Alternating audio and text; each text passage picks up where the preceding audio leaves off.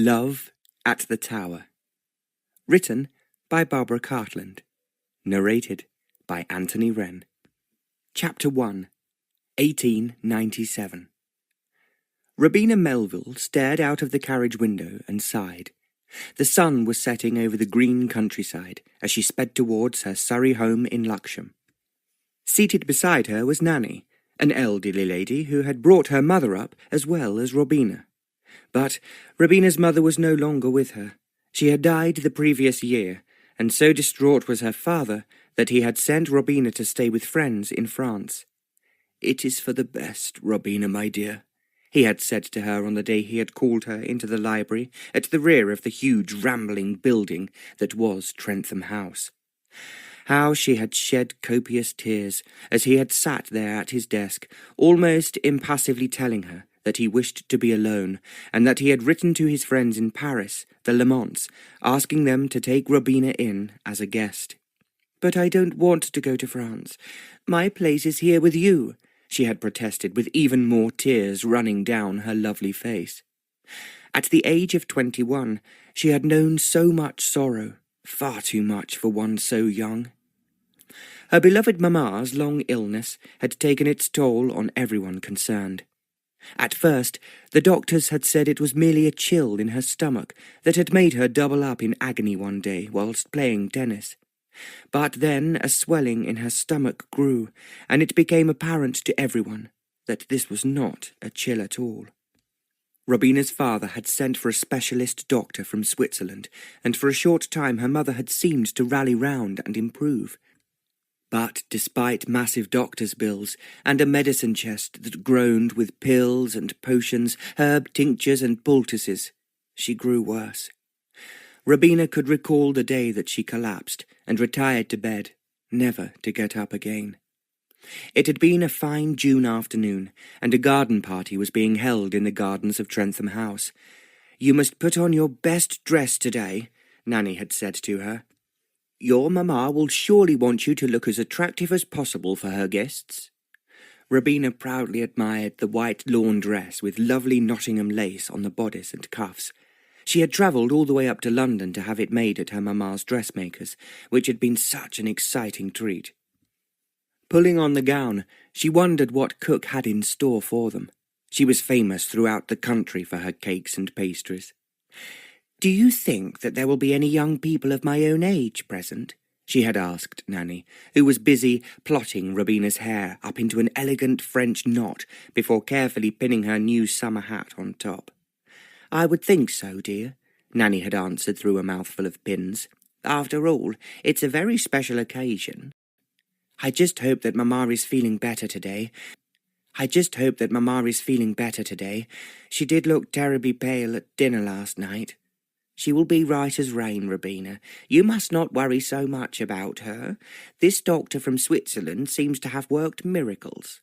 "But she hardly ate anything at dinner," sighed Robina, unable to stop herself admiring her reflection in the mirror, despite her concern. "Your mamma has never had a large appetite, which is why she still boasts the same slender waist she had as a girl. Now come along, Robina. Your mamma and papa will want you downstairs to greet their guests as they arrive." Robina ran downstairs and saw that their footman was already showing people into the garden. Walking past a rose-covered arch, she noticed that her mother was chatting to a large group of people. "How pale she looks," she thought to herself. As she approached, her mother turned and smiled. "Darling, do come and join us. Lord Hampton was just telling us about his son Robert's exploits in India." The old man's face lit up as Robina walked across the lawn towards them. "Robina, my dear, how lovely you look," he said, and almost immediately began to cough. Lady Melville signalled to Newman to bring a glass of water. The Earl was bright red in the face as he gulped it down. "You will have to excuse me, my dear, but I fear I am not as well as I could be. Those blasted doctors know nothing and cannot help me." Robina looked on in dismay as he struggled to compose himself. She had known the Earl since childhood, and as a girl had played with his sons Robert and Ellis. Robert, the elder of the two brothers, was in India with his regiment, and she had not seen him for ages. Not since he was sent away to Eton, in fact. After Eton, he had gone to the Royal Military College at Sandhurst, and from there had been sent on a commission to India. Robina had often wondered how he was. She could remember him as a tall, plain boy who was incredibly fond of horses, as she was herself, and who was forever getting his brother Ellis out of trouble. Ellis had been born bad, and looking for trouble, she reckoned, and had not been seen locally for some time. Ellis, it seemed, was in London. Lord Hampton finished the water and then snapped his fingers. Almost immediately his manservant was by his side. "Fetch the carriage, Brocklehurst. We're returning to the castle." The castle. Robina longed to be asked to see it, but had heard from gossip that it was a shadow of its former self. The ageing Earl had not the time nor the money for it, and it was said that its once magnificent tower was crumbling. "You have to leave us so soon?" her mother was saying with a concerned look. "But you have barely had a chance to tell Robina about Robert's adventures in India." "I am sorry, Lady Melville, but once this coughing comes upon me, I need to retire." They watched as the Earl was helped away. "Poor man," sighed her mother. "He really is very unwell. And you, Mamma, you are looking pale. I noticed it yesterday evening." Robina took her mother's arm and looked into her grey-green eyes searchingly. It seemed as if the light had been extinguished in them. All her pain was visibly etched on her face. "I'm fine, my darling," she answered with a smile. "You must not concern yourself unduly." Almost as soon as the words were out of her mouth, a look of agonizing pain crumpled her features. "Mamma?" But she did not answer. She simply clutched at her stomach and folded in two. "Is everything all right?" It was Robina's father.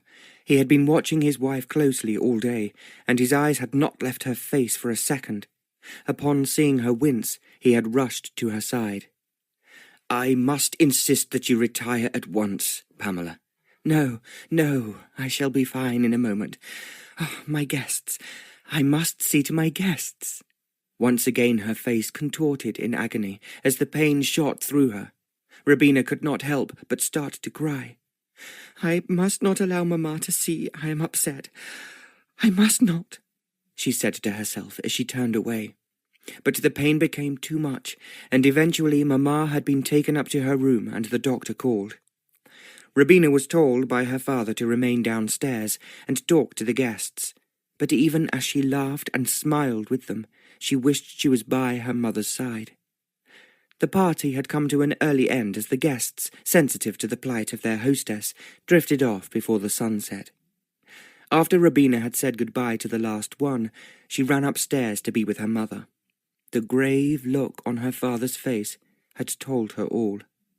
"Darling, now you will need to be very brave. Your mother is never going to recover. The doctor has found a tumour in her stomach, and they cannot operate." At that moment, Robina's world had fallen apart. From that time on, her dear mother was bedridden, and the regular routine of nurses and doctors became a part of everyday life at Trentham House. Robina gave up her studies and devoted herself to caring for her mother as best she could. She was at her bedside when she died, holding her hand as the poor woman gasped for breath. Robina cried as if her heart would break. Nothing had prepared her for the complete and utter desolation she felt as her mother lay back on the pillow, still and lifeless.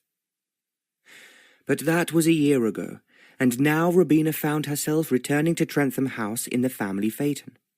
She sighed again as she huddled closer to Nanny. They had now been travelling for over an hour, and she noticed that Nanny had not said much about the house or her father, so finally she broached the subject. "Nanny, how is Papa? As I said before, he's much better than he was. And the house, is it just the same? I cannot wait to see it again." Nanny hesitated, and could not meet Robina's eye. She gazed out of the window, even though it was now dark, and seemed to consider her words carefully. "There have been changes in the house," she said finally, "but you will find everything in good order. There was a weighty silence as the carriage rattled along the road.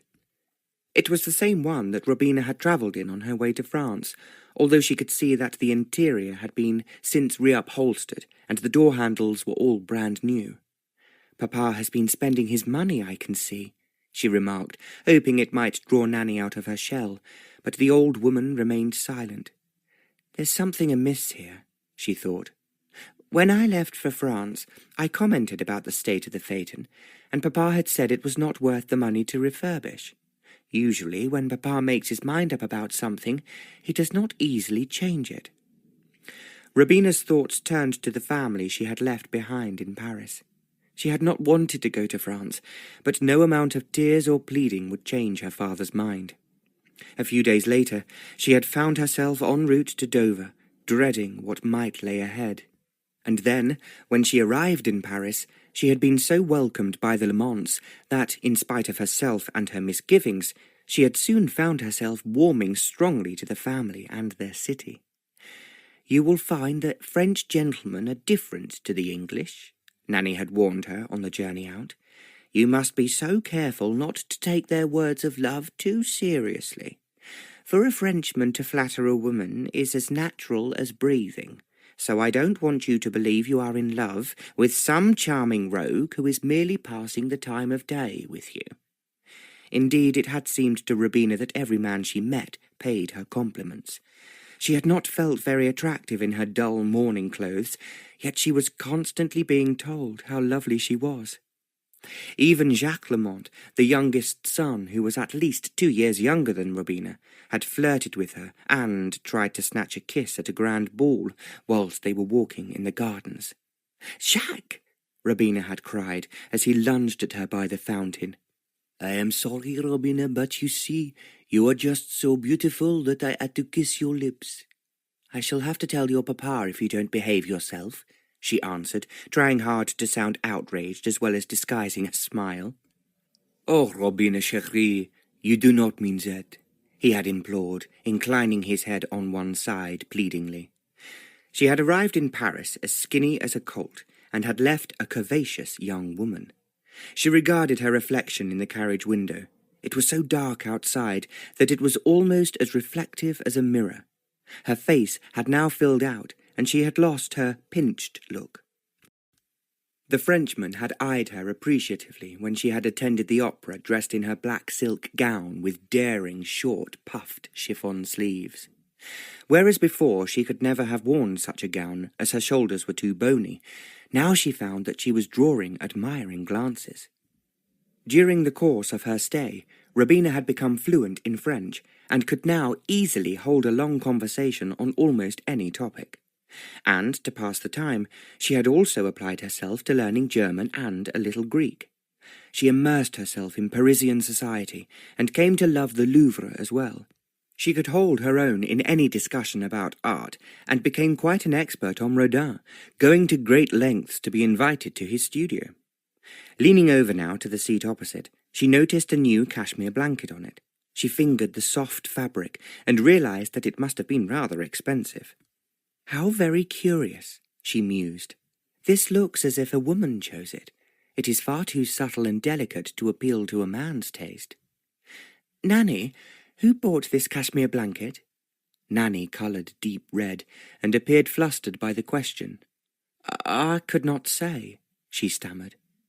"Nanny, there is something odd about all this. The new blanket, the new decorations in the carriage. I know that Papa has no interest whatsoever in this kind of thing." She stared hard at the poor woman, and she could see that she was visibly distressed.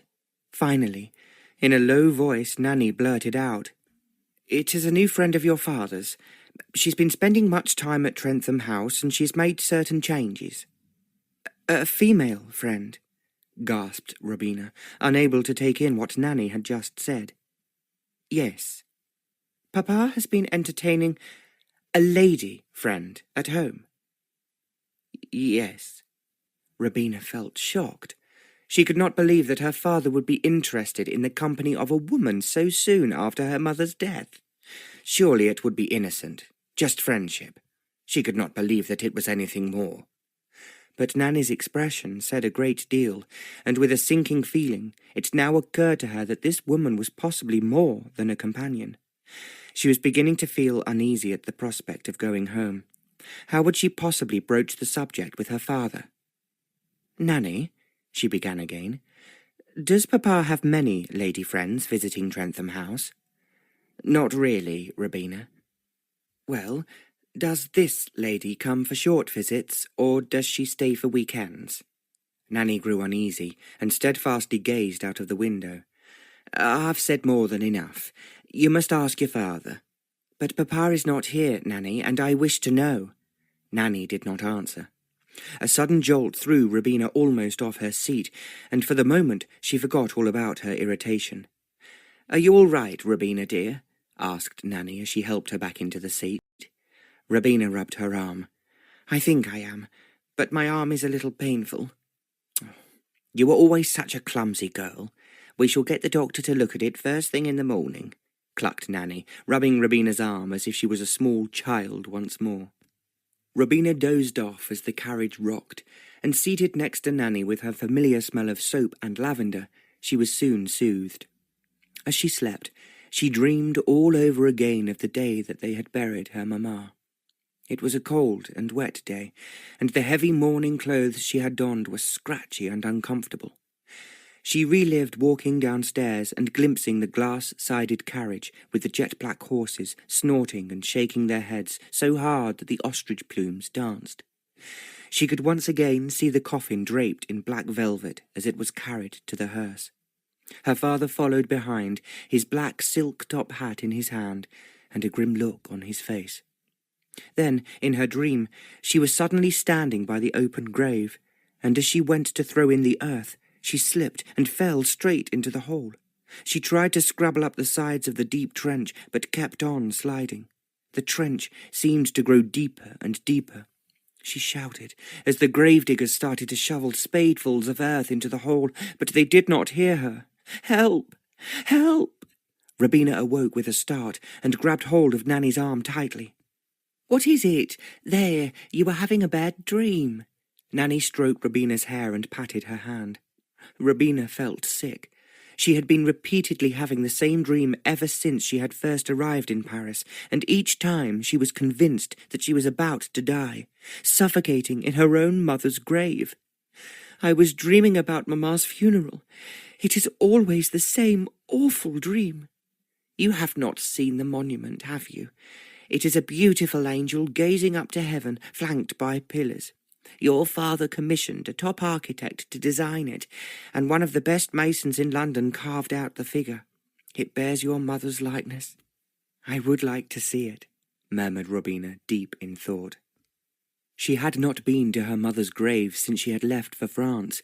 It had still been a heap of earth when she last saw it, and the first anniversary of her death was now looming. It was nearly 10 o'clock when the carriage finally turned into the driveway of Trentham House. Robina's heart began to beat faster. How would her father receive her? Would he fling his arms round her and embrace her, or would he merely nod and cough in that self-conscious way that he often lapsed into on emotional occasions? The carriage pulled up at the front entrance, and a footman came to open the door. Robina did not recognize him, but vaguely remembered Nanny saying that some of the old servants had left because of her father's ill temper.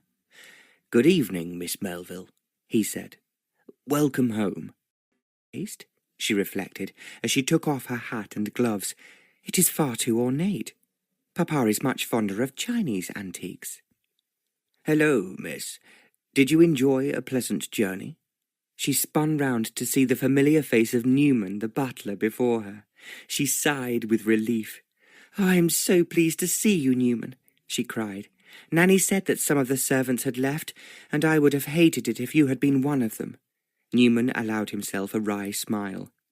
"It would take me more than a few of your father's ill tempers to persuade me to leave Trentham House, miss." Robina felt cheered immediately. Perhaps things would not be so bad. Nanny was still here, and so was Newman. "And my father, is he at home? I am eager to see him." It was all too obvious by the look upon Newman's face that there was something amiss.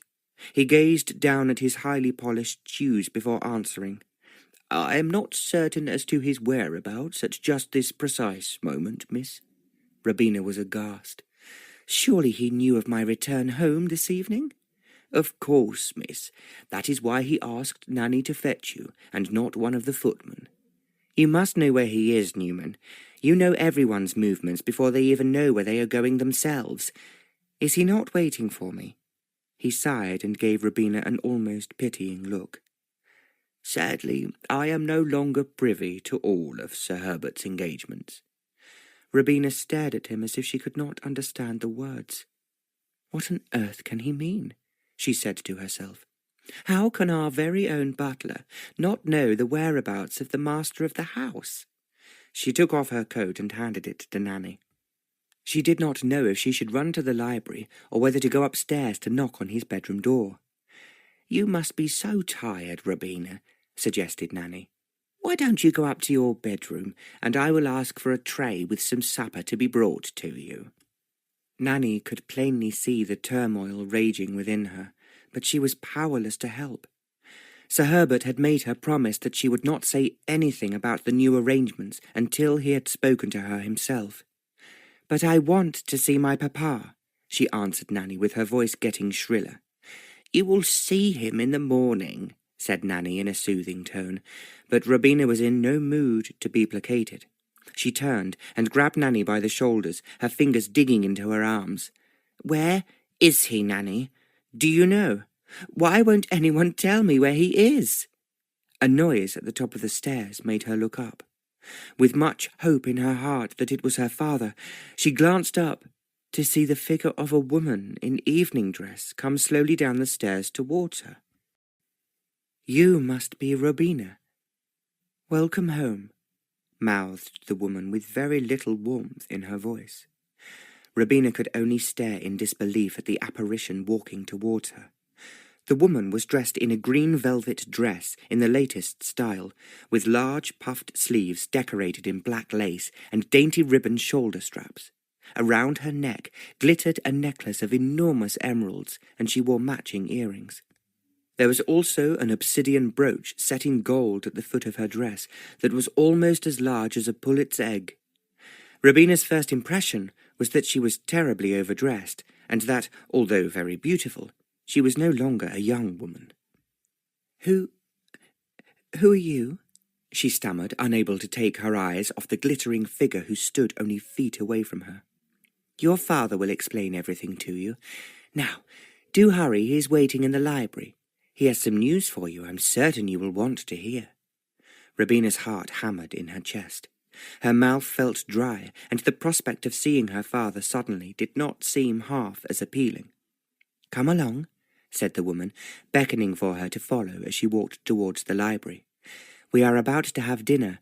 Rather late, I am afraid, and I know that he wishes to speak to you before it is served." Mutely she allowed herself to be led to the library.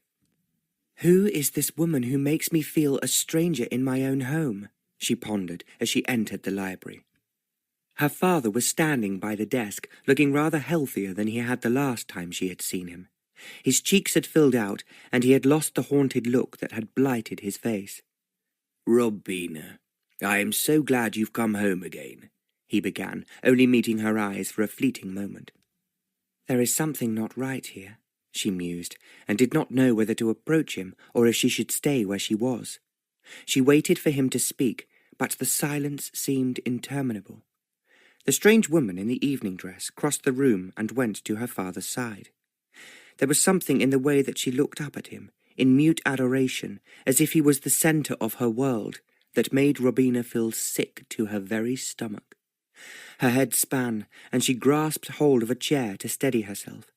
Not only was she feeling tired, but she was disorientated. After speaking only French for so long, she was not certain that she really understood just what was happening, as her father continued. "Robina, my dear, there is something I need to tell you, and I do want you to be very happy for me," he said at last, taking the woman's hand. Chapter 2. As Robina stood facing her father and the strange woman, it was as if she was hearing what he was saying from a very long way away. "Robina," he resumed, "I know how much you love me, and know that you would want me to be happy. I have to confess that since your dear mother died, I have been so very lonely." Robina opened her mouth to protest that had he not sent her away, then he might not have found himself in that unenviable state, but the words would not come. "Laura has been a great comfort to me, and I don't know what I would have done without her counsel and her company.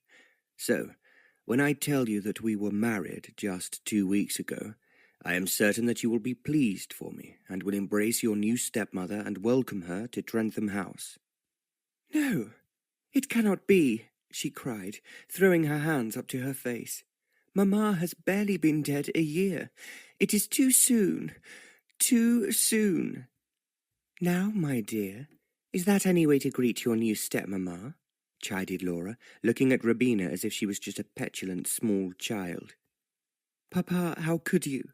she shouted, throwing him a hurt look before turning and running out of the room. Tears blinded her as she ran upstairs. Unable to see where she was going, she plummeted into Nanny, who was carrying a large bundle of laundry. "Robina, what on earth is the matter? Oh, Nanny, did you know that Papa had married that woman?" "Yes, I did, dear, but I could not tell you. It was not my place. I don't agree with this hasty marriage any more than you do, but it has happened, and so we must get on with life." "How could he? It is far too soon after Mamma's passing." Nanny ushered her into her room and put down her pile of laundry. She took a handkerchief from the dresser and handed it to her. "Your father has been very much happier since her ladyship came into his life, and you want your papa to be happy, don't you?" "Yes, of course, but why did he have to send me away? If he had not done that, then perhaps he would not have felt it necessary to seek comfort elsewhere." "My dear, men are not the same as us. They are not very good at being on their own, whereas when a woman's husband dies, as my dear own Jack did, we're able to carry on without a man around. But men need a woman to care for them, and I'm not talking about a daughter." "Oh, Nanny, when Papa invited me home again, I did not think for one moment that I was going to feel as if I was an intruder in my very own home. This new woman, where has she come from? I did not see her at the house when Mamma was alive. I believe she was married to one of your father's friends, who had tragically died a year before your Mamma. Lady Wolverton, as she was then, went to Europe after the funeral and came back a year later to find your papa was in the same boat. They were two lonely souls, and then they found each other. Your papa was so unbearable before she came into the picture. You should be grateful to her." "Nanny, don't say that. It makes me feel sick. I should have been enough for Papa, and if he was lonely, he should have brought me back from Paris." "My dear Robina, he found it too painful to look at you. Do you not know how like your mamma you are?" "But Mamma had grey eyes and I have brown," she replied, wiping her eyes with a soggy handkerchief. "It doesn't matter to your papa. You are the very image of her." "I don't understand," sniffed Robina. "You will when you fall in love," answered Nanny mysteriously. "Oh, I shall not fall in love with anyone." Nanny laughed fondly. "You've been saying that ever since you were a little girl, but you will one day. You wait and see. I cannot imagine that there is a man out there that would make me want to ignore my own child. It happens, dear. It happens. Now, dry your eyes. Your father will probably be upset that you are not more welcoming to her ladyship. She can do no wrong in his eyes, although I have to confess that no one can replace your mamma in my heart. This Lady Wolverton, as she was, has made him a happy man. Now, it is late, and I must take these downstairs for the morning. Good night, Robina. Good night, Nanny, and thank you. You will forgive me for not telling you about your papa's new wife?" "Of course, Nanny." But Robina felt passionately that she would never understand why her father needed to remarry if she lived to be 200. "Papa cannot love me any more, otherwise he would not have married her. He must have deliberately kept me in France so that he would enjoy her company without the encumbrance of me around. Will he come to the cemetery with me on Saturday, or will he drag that woman with him? Surely he would not. She walked to her window and peeped through the curtains. Outside it was very dark, and she wondered what changes her stepmother had wrought in the garden. It must have been she who was responsible for the phaeton and that huge clock in the hall. She undressed and climbed into her bed. She was exhausted. She thought of her stepmother and father enjoying an intimate dinner together. I hope I spoiled their appetites, she grumbled, and then immediately despised herself for being so ungenerous. She still loved her father, but this woman. It was some hours before she eventually fell asleep. All she could think about was the strange new woman now living under the same roof. The next morning, Robina feigned a headache and asked for breakfast in her room. She was just taking the top off her first egg when Newman knocked and came into the room. "Excuse me, miss, but the master wishes to see you in the library." Robina put down her spoon and hesitated. "Very well. Will you please tell him that I shall be down as soon as I have finished breakfast?" "Yes, miss." In the cold light of morning, she bitterly regretted having behaved so hysterically the night before. She knew that her father could be an unforgiving man, and she would have to throw herself at his mercy. 15 minutes later, breakfast hastily eaten, she was downstairs knocking on the library door. "Come in," came her father's deep voice. She entered and threw herself down at his feet. "Oh, Papa," she howled, "I am so sorry for the way I behaved last night. Please, please forgive me." She dared not look up. She gazed at his shoes, and noticed with some pleasure that he was wearing the handmade leather shoes that her mother had given him a few Christmases ago. After what seemed like an age, her father took her by the chin and raised her face up to his. "Don't kneel on the floor, Robina. I expect that you were simply overtired from your journey, and then you were overwhelmed by my news. Get up, please." She rose up, and her father took her hand. "Oh, Papa, I missed you so much," she whimpered as she tried not to cry. "And I missed you, Robina. But you have to realize that my marriage to Laura is no reflection on my love for you. I was lonely, and she helped me through a bad time. Why did you not ask for me to return home?" He sighed and toyed with a jotter on his desk. "I am afraid I cannot explain my reasons to you, but I want you to know that I thought of you every day." "But I am your daughter, and my place is with you." Her father looked up as if to say something, just as his new wife came into the room. "Ah, my dear, there you are. Good morning to you, Robina. I trust you slept well," she said coolly. "She speaks as if I was a guest in my own home," Robina fumed to herself. She noticed that her stepmother did not wait for an answer to her question. She was behaving, in fact, as if Robina was not in the room. "Darling, I do hope you will be here for luncheon, as I have asked Mrs. Bailey to prepare your favourite soup, and there will be fresh peaches for pudding." Robina looked at the way she caressed her father's arm as she spoke to him, and in front of her. Mamma would never have made such a spectacle of herself, she thought. Laura continued to ignore Robina's presence as she cooed and fluttered around her new husband. "Darling, I must be going," said her father at last. Robina looked up hopefully, but she was dismayed to see that her father was addressing his wife and not her. He then bent forward and kissed her on the lips. Robina shuddered, and a chill ran through her heart. "They make me feel invisible," she thought, as her spirits sank even lower. As her father passed by on his way to the door, he threw a fleeting smile in her direction that made her feel as if she was begging for scraps. She stood there feeling a little awkward. She was aware that Laura had remained in the room and was staring quite hard at her. As the door closed, she took a step forward towards Robina.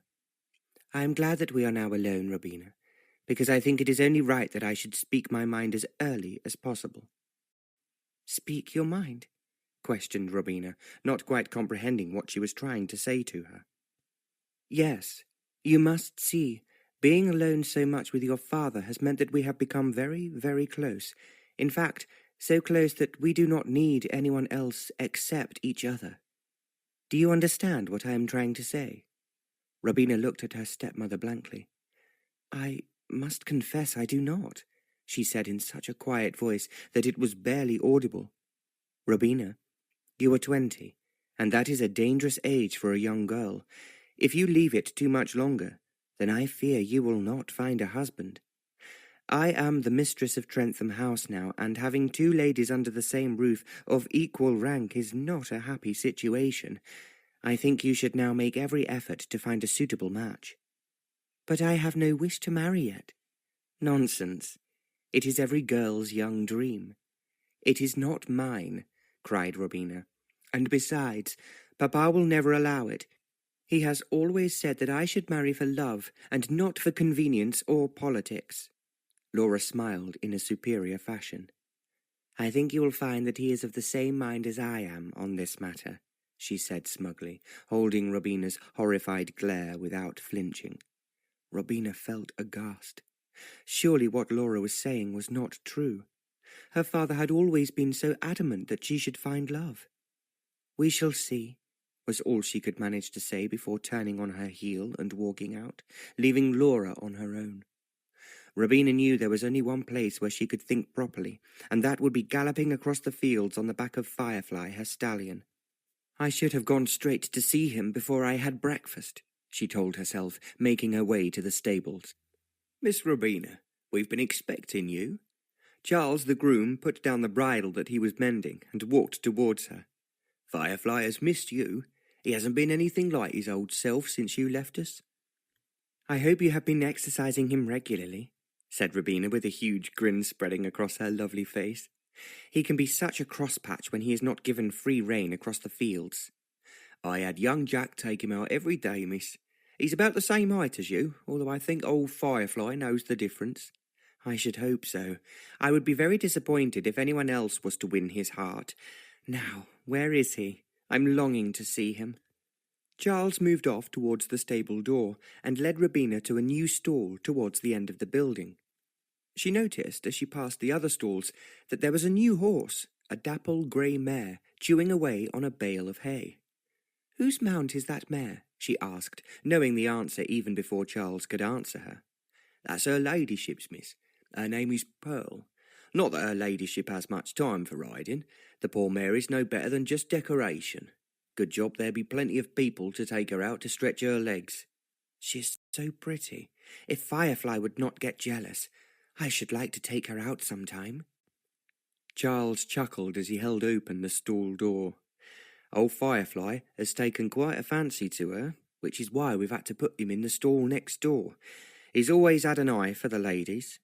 Robina let out a loud cry of joy as Firefly poked his large black head through the stable door. He whinnied in response and appeared terribly excited to see his mistress. She threw her arms around the well-muscled neck and inhaled the familiar smell.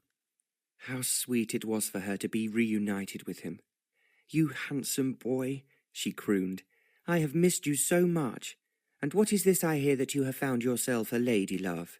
"Shame on you. You should know by now I would be jealous. Perhaps I shall take her out riding today and not you." The stallion nodded his head and appeared delighted at the attention. "See, he has missed you, really, miss." "Tell me now, Charles, has Papa been out riding recently?" "We've not seen him much, miss, save for when he comes to show visitors round. Perhaps now that you're back home, he'll be tempted to go riding once more." Muttered Robina. "That is not like Papa." Secretly, she was thrilled that her stepmother did not have the same enthusiasm for equestrian sports, as it meant that she could share something with her father that she did not. Robina stroked Firefly's nose thoughtfully. "And Hercules, his mount? Is he well?" "Aye, I reckon so. Misses his master, though." Charles looked down, realizing that perhaps he had said more than he should have done. "Don't worry, Charles. I don't take what you say as disloyalty. Papa has just remarried. I expect his mind is not on his horses at the moment. Still, you're now back with us, miss, and no one except you and the master can handle Hercules." Robina laughed softly. The big old bay stallion was a handful indeed, but through much quiet practice and persistence, she had won his heart much to Firefly's consternation. I don't think this fellow will forgive me if I take another horse out before he has a chance to feel the bit between his teeth. Come, let's take him and saddle him up. I feel the need to be out in the hills." Charles shouted for Jack to bring the bit, bridle, and saddle, and as he did so, Robina heard a minor commotion at the other end of the stables. "Oh, now what is it?" exclaimed Charles, shaking his head. As he spoke, a handsome man on a chestnut horse came riding into the courtyard. "I say, can you help me? My horse has lost a shoe, and as I was passing, I thought you may be able to help." Robina looked up at the man. His thick, wavy brown hair and startling blue eyes put her in mind of someone, if only she could remember whom. She watched him as Charles bent down to take the horse's hoof in his big hands. "Aye, I reckon we can do it for you now, my lord." "My lord?" thought Robina, staring at him. The man jumped down from his horse and returned her long stare. "Robina?" he called after a moment. Is it really you? Could it be?" It was then that she realized who the man was. "Why, my lord!" she exclaimed, laughing as the man picked her up and whirled her round. "Goodness, how you are all grown up! Why, the last time I saw you, you were no more than a schoolgirl." Robina blushed to the roots of her hair. "It has been so long since I last saw you." She looked at the tall, handsome man before her, and could scarcely believe that it was her old playmate, Robert, now the Earl of Hampton. "Yes, and I have been halfway around the world since then." Remembering that he as well had suffered a recent bereavement, she said, "I'm so very sorry to hear of the death of your father. It was not long after Mamma became ill, was it?" The Earl sighed and took on a pained expression. "That is quite right. Father died in August, and your mamma died the following year, did she not?" "Yes, it is almost a year to the day." "Oh, I am so sorry," said the Earl, reaching out to touch her shoulder. "I would have attended her funeral, but I was still away. But tell me, I heard that you were in France, so when did you return?" "A few days ago, but I have not travelled nearly as extensively as you. I thought that you were still in India." "I was forced to return home quite recently. After Father's death, I tried to keep my army commission and run the estate, but it was increasingly difficult. Ellis was never known for knuckling down to his duties, and so, in order to prevent the house from falling into utter ruin, I returned home. For the past 7 months, the estate has kept me more than busy." "Do you miss India? It must be a fascinating place, so colourful and exotic." "It is indeed a wonderful country, but my place is at home. I have done my patriotic duty, and with so much to do here, I did not feel it right to indulge myself playing at soldiers." "But you were not playing, I am quite certain. Her Majesty's empire has to be defended from the Russians." "It is one long battle that will not be won overnight. They persist in attacking our borders, but we keep them all at bay." Robina knew little of the current situation, but had heard talk of it in Paris. She looked into his shining blue eyes and thought how clever he was. She did not remember him as being a particularly studious child. In fact, she recalled that he was fond of sports and horses, to the exclusion of all else. Obviously, he had changed a lot over the years. As she watched him leading his horse to the smithy, she marvelled at how tall he had become. The old Earl was a short, stocky man, and had never been particularly attractive even in his youth. She had seen a portrait of him on horseback at Hampton Castle, and had smiled to see that he had barely altered. "Robert must take after his grandfather, or an uncle," she mused, as the Countess was not a great beauty either. A few moments later, and the Earl strode back to where she was stroking Firefly. "So, this is your stallion?" he asked, clearly admiring the animal. "Yes, it is. I missed him so very much whilst I was in France. The Parisians do not seem to adore riding in the same way as we do. Certainly the family I was staying with were not at all bothered about equestrian sports." "And did you enjoy France? I must confess I have never visited Paris." "I did not like it at first, but I came to love it. It is a very interesting city with plenty to keep one amused." "Really?" replied the Earl, gazing at her lovely face intently. "Then I shall take your recommendation and visit Paris as soon as I can, although I'm not certain how soon that will be with my current plans for the castle." You are planning renovations? Yes, much work needs to be done. My father was not interested in conserving the building, and so it was left to crumble. The tower is in a particularly dreadful state. Thankfully, my uncle Sebastian bequeathed me a great deal of money in his will when he died last year, and I will be able to use it to pay for everything. I have a fancy to open up the castle to the public, and hopefully this will make it pay for itself. That sounds just so wonderful, enthused Robina. I would dearly love to see the old place again. Then you must come and pay me a visit very soon. They say that the French have immaculate taste, and I would be glad for your advice on the decor, as you have been surrounded by nothing but the best for the past year. Robina blushed. She found it difficult to meet his eye, and although she had always called him Robert when they were children, she found it almost impossible to be so familiar now that they had grown up. I would love to, she murmured, casting down her eyes and blushing again. They stood for some moments in awkward silence. Finally, Charles brought the Earl's horse back. There you go, my lord. We fixed his shoe, and he's right as rain now. Thank you, Charles. The Earl mounted and smiled down at Robina. Don't forget, please come and visit me as soon as you are settled. I meant what I said about wanting your opinion. I will, she replied, shyly smiling back up at him. With that, the Earl spurred his horse into action and rode off with Robina watching him until he disappeared. He's a very fine man, the young Earl, commented Charles as he opened the door to Firefly's stall. Yes, he is, mumbled Robina pensively. As she led Firefly out of the stables, she was almost overwhelmed with an intense sensation of longing to see the Earl again very soon.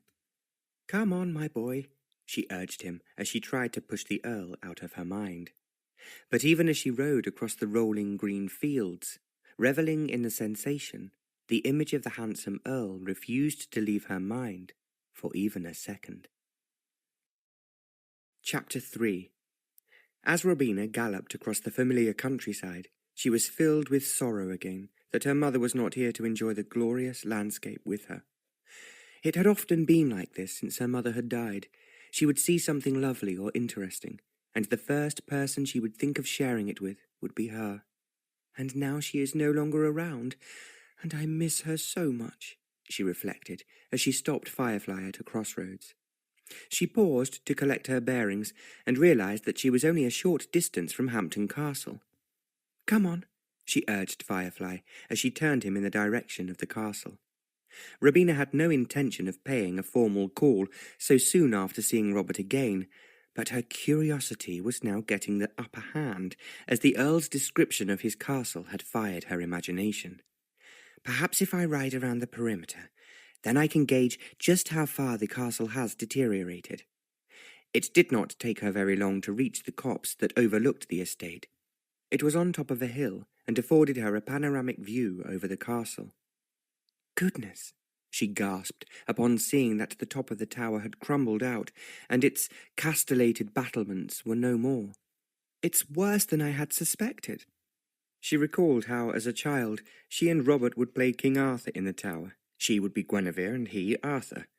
Ellis always wanted to be Lancelot, and she remembered recoiling at such a prospect, as she had read in Morte d'Arthur, that they were lovers, and that meant he may have to kiss her. Ellis. Were there ever brothers so incredibly unlike each other in just about every way? Ellis's hair was as black as pitch with brown eyes, whereas Robert's hair was golden brown, and his eyes were startlingly blue. Even as a boy, there had been something unappealing about Ellis. Whilst Robert had always been slender and long of limb, Ellis was squat with a stunted look about him. Ellis was the kind of little boy who enjoyed pulling legs off spiders, and could never be trusted with an animal due to his spitefulness. He had shown no interest in horses like his brother, and instead preferred to lounge around the castle staring into space or sleeping. In adolescence, he had been something of a problem to his family. Once his brother had left for Sandhurst, he had thrown up any notion of education and had decamped to his father's flat in Mayfair, refusing to come home. The old Earl, however, was inclined to indulge his younger son, and considered it amusing that Ellis showed an aptitude for cards and had some luck at the races. Thus Ellis had been spoiled, and set upon the road to loose living. Robina recalled eavesdropping on her father discussing Ellis with one of his friends before the death of her mother. She had been in the library to pass the time, and had been delighted to find a shelf of books she had never seen before. She guessed by their titles that they belonged to her mother, as she could not imagine her father reading East Lynne by Mrs. Henry Wood. "Problem," she heard her father saying. "Since his father died, he has not grasped the nettle of his responsibilities, and with the new Earl in India, I am deeply concerned that his conduct is not being corrected." "I would imagine that you have heard about his exploits in a certain theatre," replied Sir George. "I have, and it is a shame I am not closer to him, or I would take matters into my own hands and persuade him to see the error of his ways. This could be a huge scandal, a son of the House of Hampton cavorting with a Gaiety girl."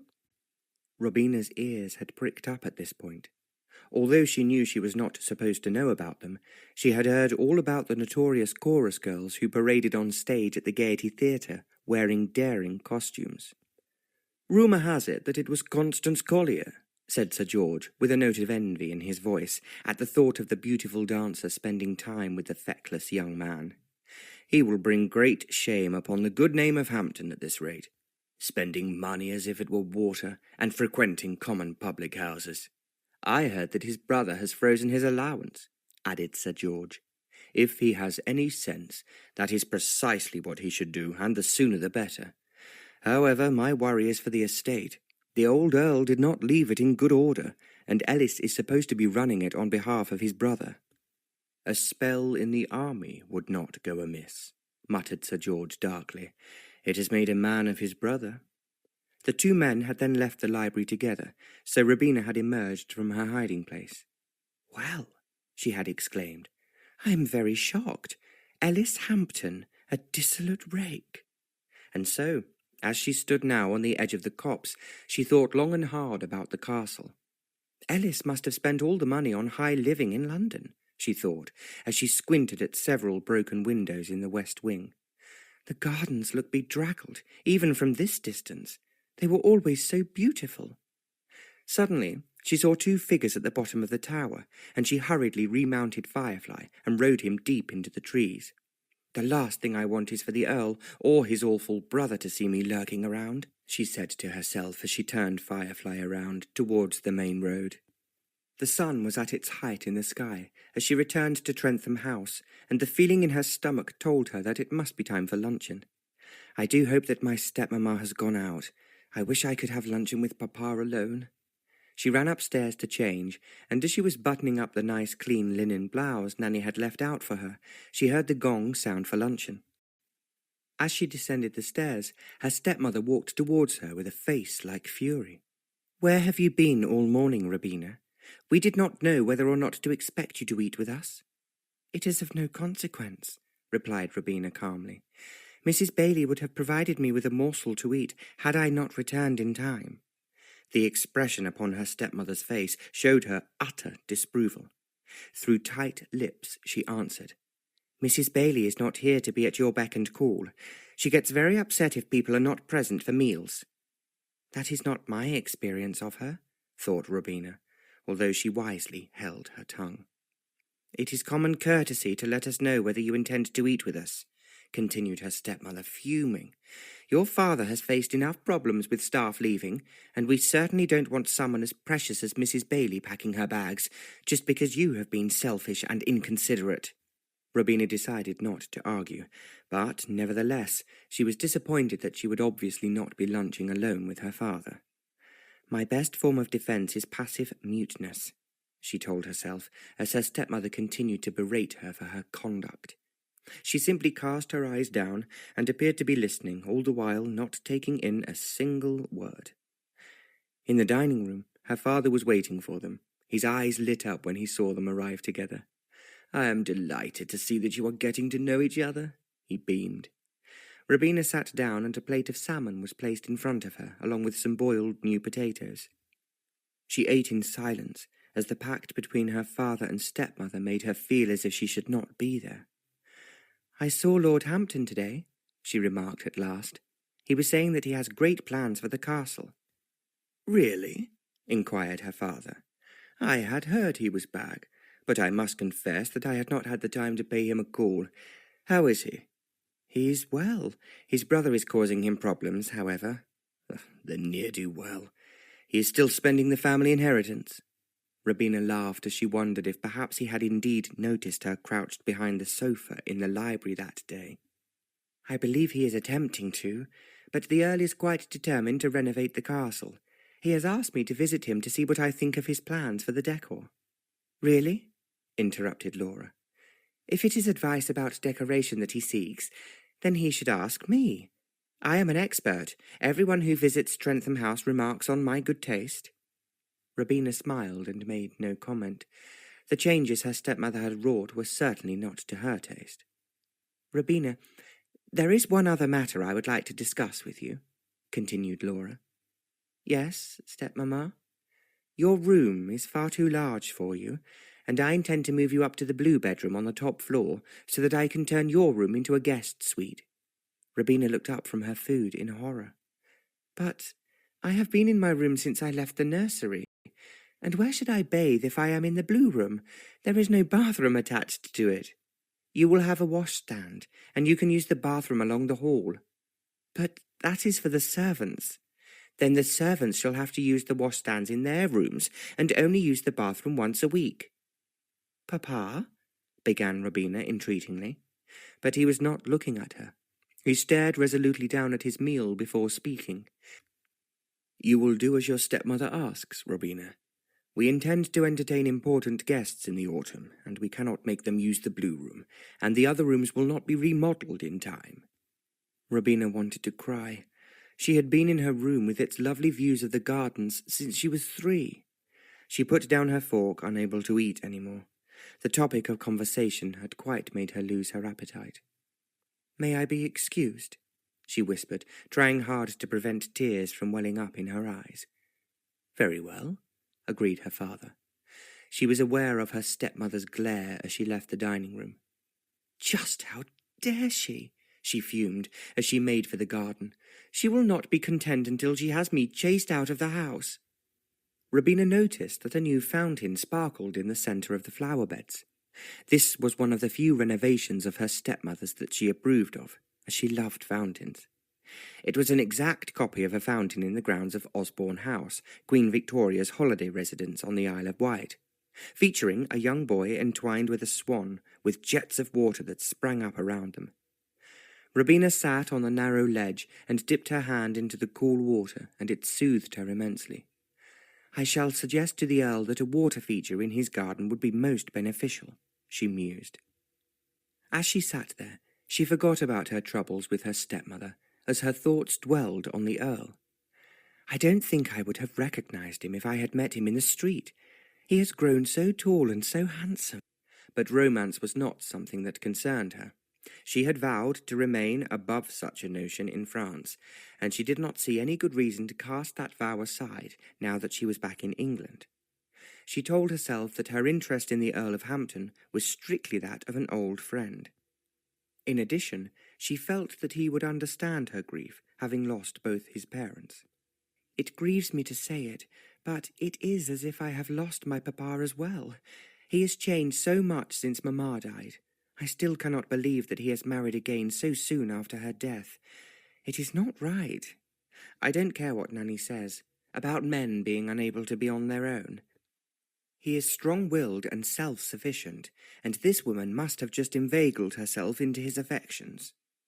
She was disturbed in her reveries by the sound of a cough, and looked up to see Newman standing there. "Excuse me, miss. We have been instructed to begin removing your belongings to the blue bedroom. Would you care to supervise the proceedings?" Robina smiled at the faithful servant. She had the impression that he did not care for his new mistress either. "Thank you, Newman. That is very thoughtful of you. I'm quite happy for Nanny to supervise the move." "Very well, miss." He turned around and walked purposefully back to the house, and Robina resumed her musings. "So, I am to be moved like luggage, in spite of expressing a desire to remain in my old room." She stayed by the fountain for a time, before going back to the house. As she entered, she noticed that her stepmother was departing in the newly refurbished phaeton. Perfect. Perhaps I can speak with Papa on his own at last. She hurried inside and made her way to the library, hoping he would be able to spare her a while to talk. Her heart was beating as she approached the library door. She knocked, and after a few seconds, she heard her father's deep voice exhorting her to enter. "Ah, Robina, this is an unexpected pleasure." "Papa, we have not had any time alone since I came home, and I wish to speak with you." "I'm rather busy this afternoon, my dear. Can it not wait?" Her face fell. Did he really no longer care for her?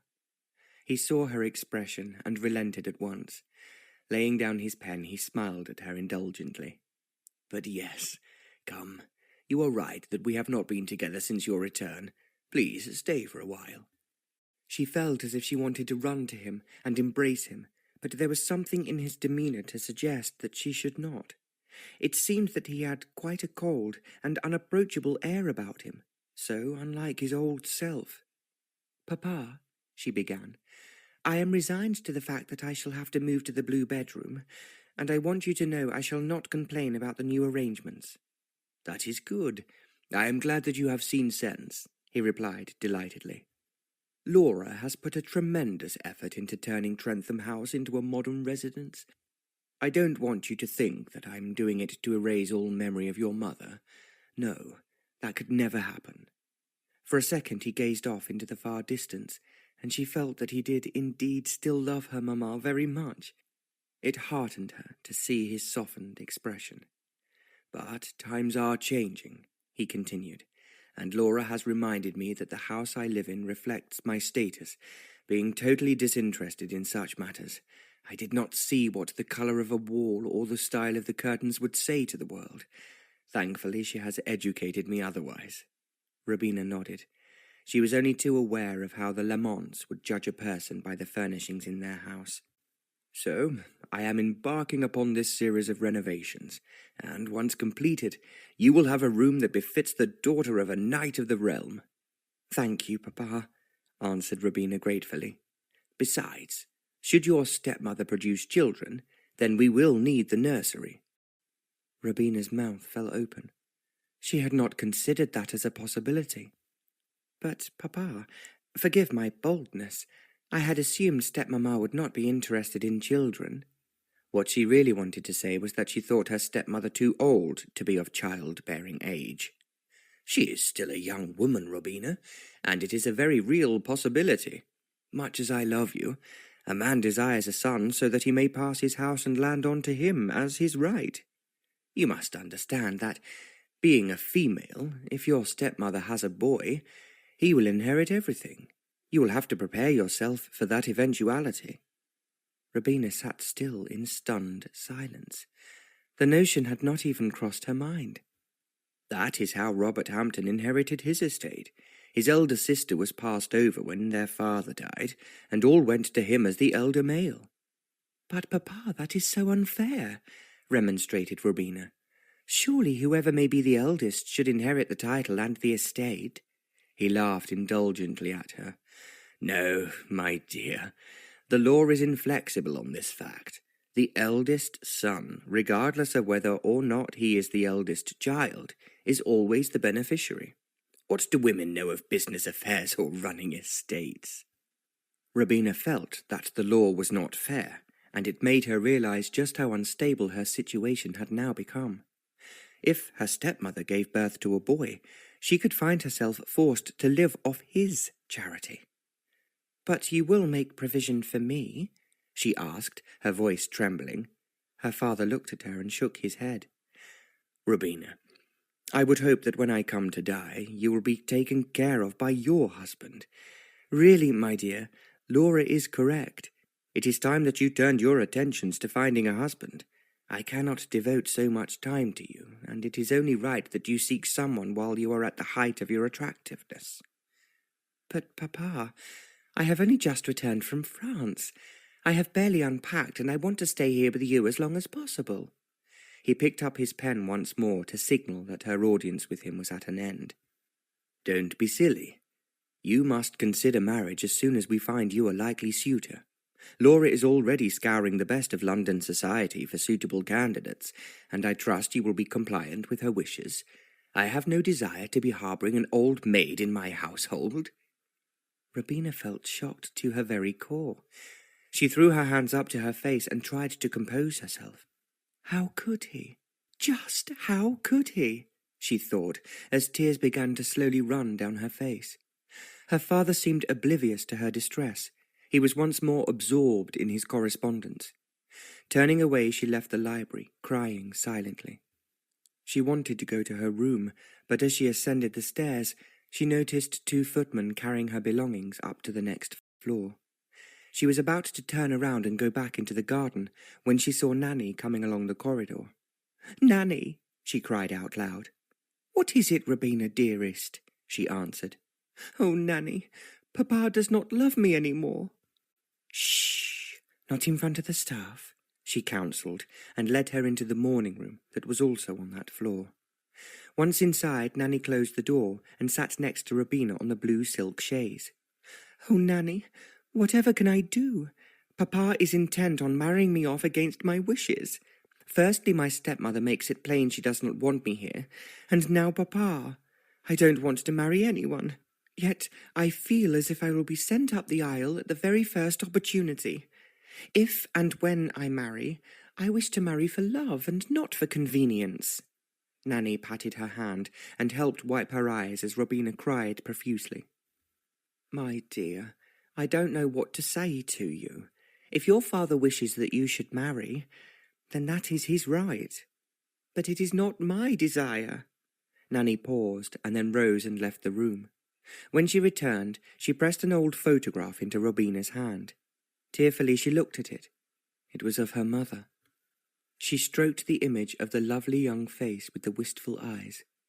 "Mamma would know what I should do now," she whispered. "If she was here, she would persuade Papa not to marry me off. They married only for love, and I cannot understand why he will not allow me the same privilege." Nanny touched her and again left the room. Robina wept copious tears, stroking the photograph and raising her eyes to heaven. "If you can hear me, Mamma, up in heaven, then I implore you, help me. Look down on me and take pity." She stayed there for ages talking to her mother and hoping, praying for an answer or divine intervention. Marriage to a man she did not love. Robina felt she would surely die if she was forced to do so against her will. "I will not allow it to happen to me," she resolved, looking up to heaven. "Oh, Mamma, help me. Oh, how I need your love and advice." Chapter 4. The next day, Robina visited the florist to order the flowers for her mother's grave. "Can it really be a year ago?" asked Mrs. Bentle, the lady who owned the shop. "It does not seem possible. And such a young woman. You must miss her terribly." "Yes, I do. I am often frightened that I will forget Mamma. There are times when I cannot recall what her eyes were like, or her smile." The woman nodded her head sadly. "When I lost my husband a few years ago, I experienced the same thing, but you do not forget. God gives us the strength to get through." Robina felt somewhat comforted, standing in Mrs. Bentle's shop surrounded by beautiful blooms. "And will you be placing the order for your father while you are here too?" asked Mrs. Bentle. "No," responded Robina, a little taken aback that he had not already made his own arrangements. "Will you tell him that he must get his order to me soon, if I am to supply the flowers he prefers? He was so particular with the funeral tribute that I would not like to disappoint him. Papa has much on his mind at the moment. I will remind him to pay you a visit." After she left the shop, Robina wandered along the high street. The village was fairly large, almost a small town, and she knew every shopkeeper and tradesman in the place. They smiled as she passed, saying how happy they were to see her again, and it made Robina feel wanted. "It's a fine thing when the village people make me feel more welcome than my own father," she ruminated as she climbed back into her carriage. She asked the coachman to take her home. As they drove along the road, they passed the gates of Hampton Castle. "I must pay the Earl a visit very soon," she decided as they sped past. Robina had not slept at all well in the blue room.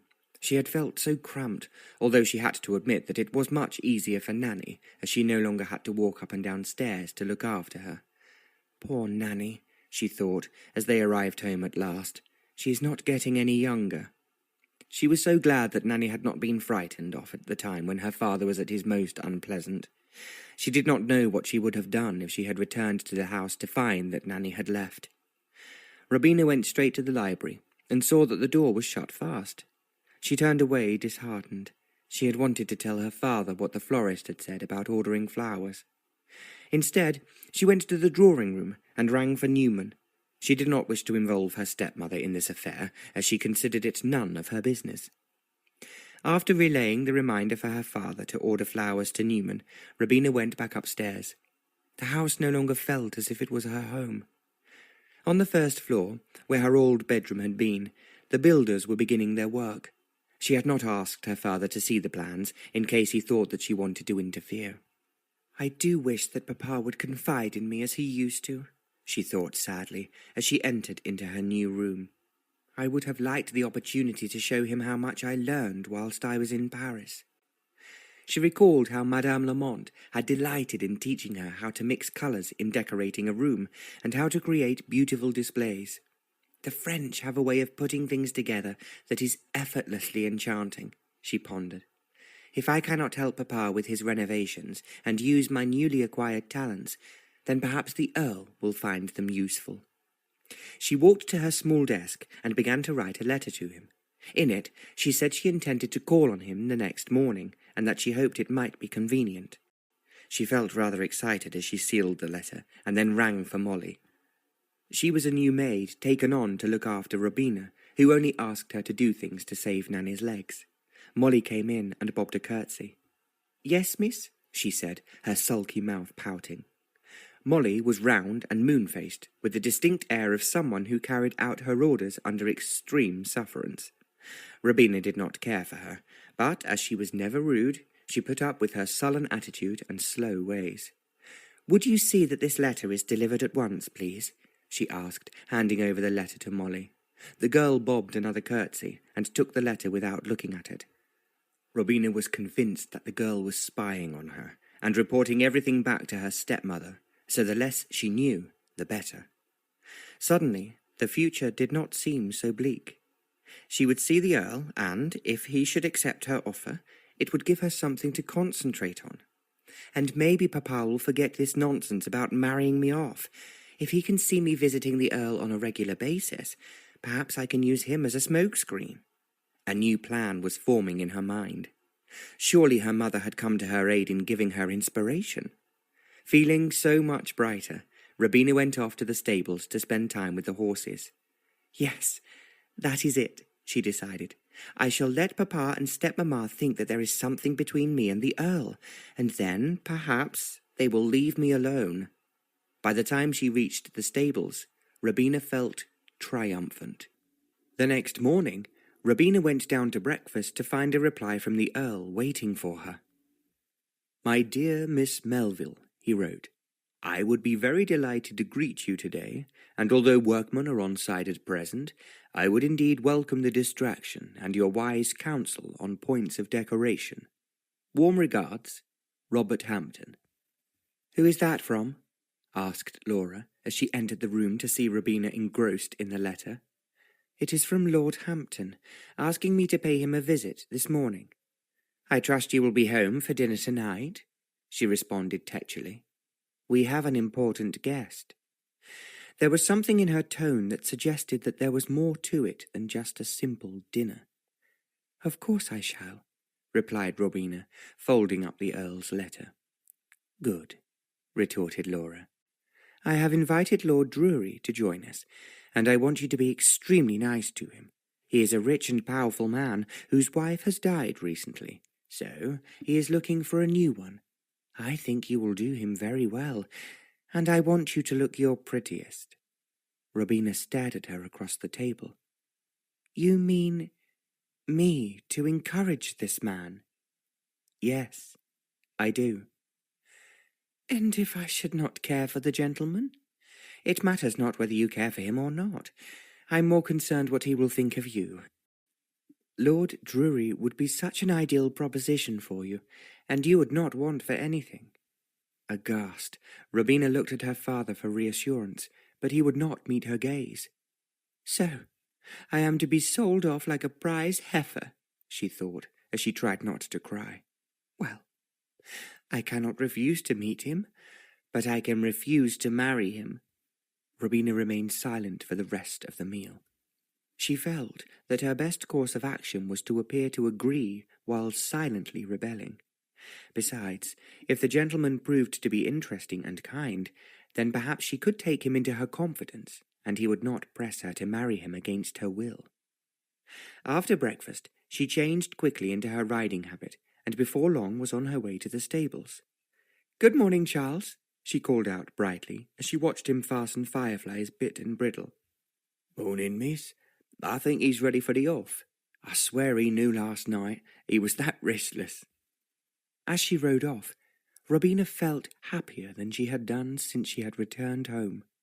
The very concept of involving herself in the Earl's renovations was exciting, and it would certainly occupy her mind far better than dwelling on the appalling prospect of the evening's dinner.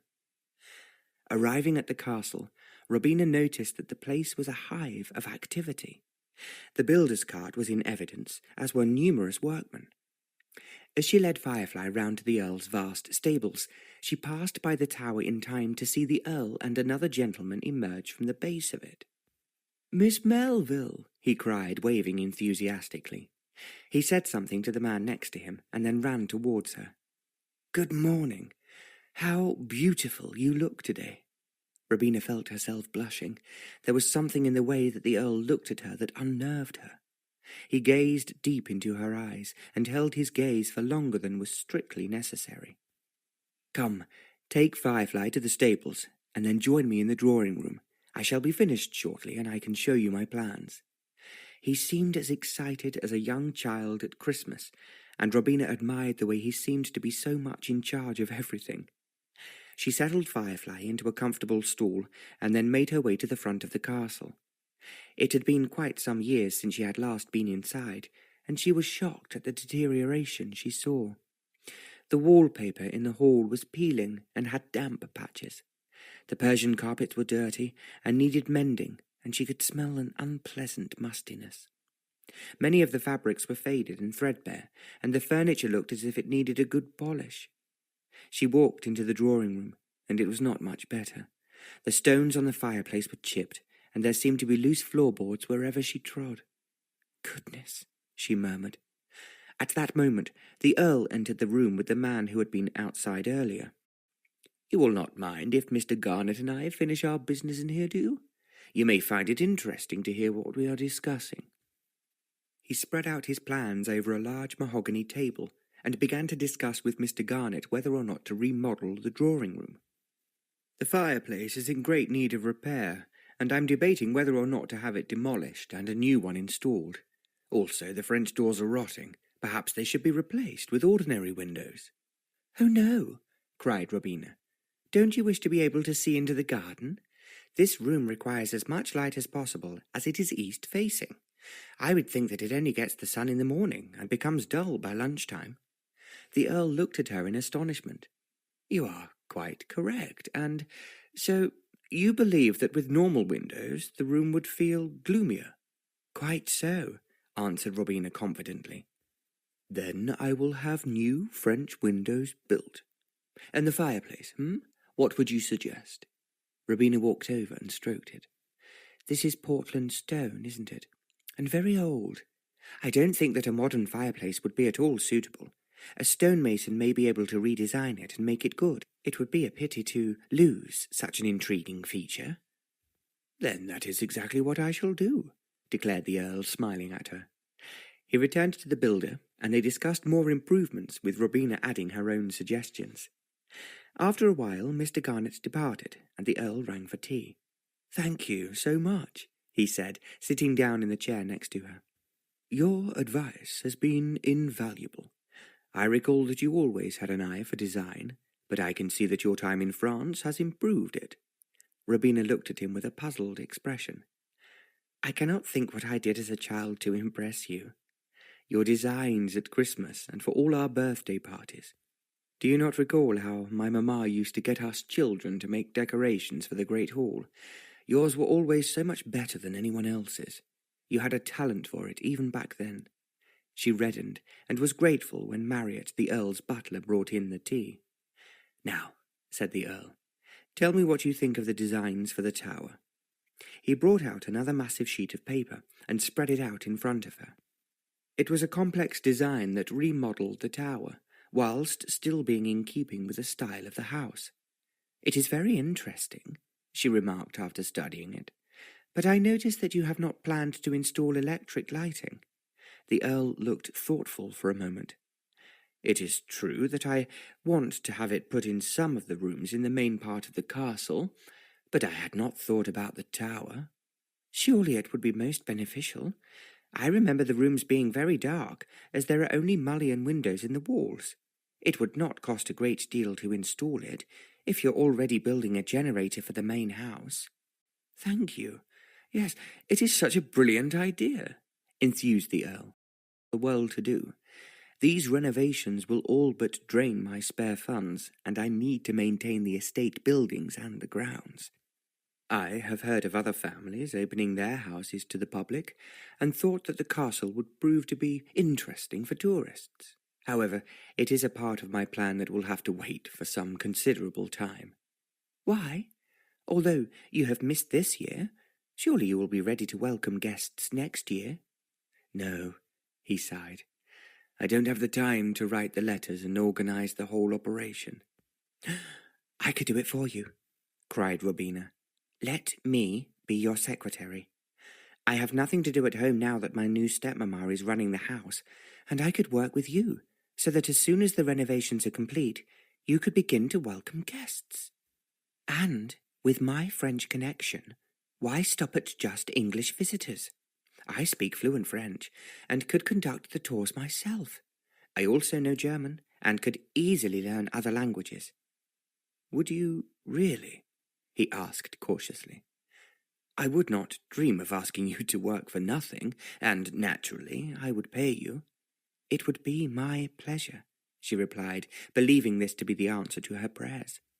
Working for the Earl at the castle would provide the perfect backdrop to her make-believe courtship. "Papa may insist upon a chaperone. Could I bring Nanny with me?" "If it is a problem, I'm sure that Mrs. Osage would be grateful of the company." Robina did not like to tell him her ulterior motive, at least, not yet. "Then it is all decided. When would you like me to start?" "Well, there is a huge pile of letters in my study to be answered, if you would care to begin at once." Robina sprang up from her chair. "Lead me to them, and I shall start now." Very soon they were in his study, going through an endless pile of correspondence. Robina looked at each one, asked for his response, and then set to work on a reply. "I had quite forgotten how well we used to get on," she thought to herself as they made idle chatter. "So, tell me more about your time in France," asked the Earl later as they ate lunch. "Oh, it was not as exciting as your sojourn in India, I'll be bound," answered Robina, laughing. "I think it is I who should be asking you about your adventures." "Oh, I don't wish to talk about any action I saw, but India is such a fascinating place. Did you know that they worship elephants and cows? I cannot imagine it. The Hindus worship a god called Ganesha, who is represented by an elephant, and they view a cow as sacred. Although I am fond of cows, I just cannot imagine viewing them as holy relics. It is fearfully hot, though, unimaginably so. I found having to wear such a heavy uniform most uncomfortable. I have heard that the Indians experience the most dreadful rainstorms, enough to drown a man." "You are referring to the monsoon, no doubt. They do not have rain showers as we do. At certain times of the year, they have torrential rains that do not cease for days. That was almost as unpleasant as the extreme heat." "I don't think I would care to live in India," said Robina as they returned to the Earl's study. It has so much to recommend it. The temples, the animals, the superb scenery, and the colourful people. The women particularly wear wonderful gowns so unlike those that British women wear. Robina now sighed to see the pile of letters did not seem to have diminished in the least. "Tell me," she asked, "how long is it since you last answered your correspondence?" The Earl gave her a sheepish look. "It is some months, because the estate has kept me so busy, and then there was that trouble with Ellis." His voice trailed off as he stared into space. "Ah, yes, Ellis. Where is he at present?" "In London again." "It must grieve you to have a brother who does not seem to care for the castle and estate as you do." "It does indeed. I have not dared visit the Mayfair apartment for ages, as I cannot face the inevitable scene of destruction. I intend to see it only once I have finished the renovations on the castle. As far as I am concerned, unless Ellis attempts to sell it or stake it in a card game, which he cannot legally do as it is in my name, then I will not interfere." "I often used to wish that I had a brother or sister," sighed Robina, "but hearing all your experiences makes me glad I am the only child." "Alicia, my sister, never caused any trouble," added the Earl, "but I often wonder what would have happened to her after father's death had she not married well." "Such is the lot of female children," sighed Robina, trying to ignore the nagging fear that her stepmother might well give birth to a son. "But you could have no concerns in that direction, surely?" asked the Earl, as if reading her thoughts. She remained silent. Could she tell him her worst fears? "Your new stepmother, how old is she?" "It is hard to say." "I see," said the Earl, thoughtfully, and then added, "And, is she pleasant?" "She certainly has not taken to me. In point of fact, she is making every effort to ensure I do not remain long under the same roof as her." "Why is that?" he inquired, sounding horrified. "I wish I knew what I had done to offend her. Why, even as I sit here, she is busy planning to marry me off to some old rich man so that she can have papa to herself." "You are too harsh. I just cannot imagine how anyone would take against you so." "I am telling you the truth. This very evening she has invited some recently bereaved lord to dinner, so that he may consider whether or not I could be suitable wife material." "That cannot be," he exclaimed with an angry look on his face. "She cannot force you to marry against your will." "Sadly, I have no choice in the matter. I must do as papa tells me, and if that is marrying someone against my wishes, whom I do not love, then I have no choice in the matter." The Earl brooded thoughtfully, whilst she continued to sort out his letters, and eventually he spoke. "I don't approve of arranged marriages. I believe that one should only marry for love, and there should be no other reason." Father was also most resolute on this score. He told us all that, although he wished us to marry to ensure that the family line continues, he did not expect us to marry for that reason alone. My mamma and papa were a love match, and I had hoped to make the same. I cannot understand why papa is allowing stepmamma to follow this course of action. Perhaps she has persuaded him that it would be for the good of the family. I could not say. All I know is that I am terribly unhappy about it, and if I can find a way around it, I will." The Earl looked as if he was about to speak, and then hesitated. "No matter," he said before returning to his plans. Robina wondered what it was that he had wanted to say, but did not press him. Before she knew it, it was almost time for dinner. "How the afternoon has flown!" she exclaimed, as Marriott came to tell her that Firefly was ready and waiting for her. "But I must take my leave, as I have to be ready for this odious dinner." "You are welcome to stay and have dinner with me here at the castle," suggested the Earl with a hopeful air. "No, that would cause too much of an argument. I must go home." "I will see you tomorrow, then." "At 9 o'clock sharp," she replied, attempting to raise her own spirits.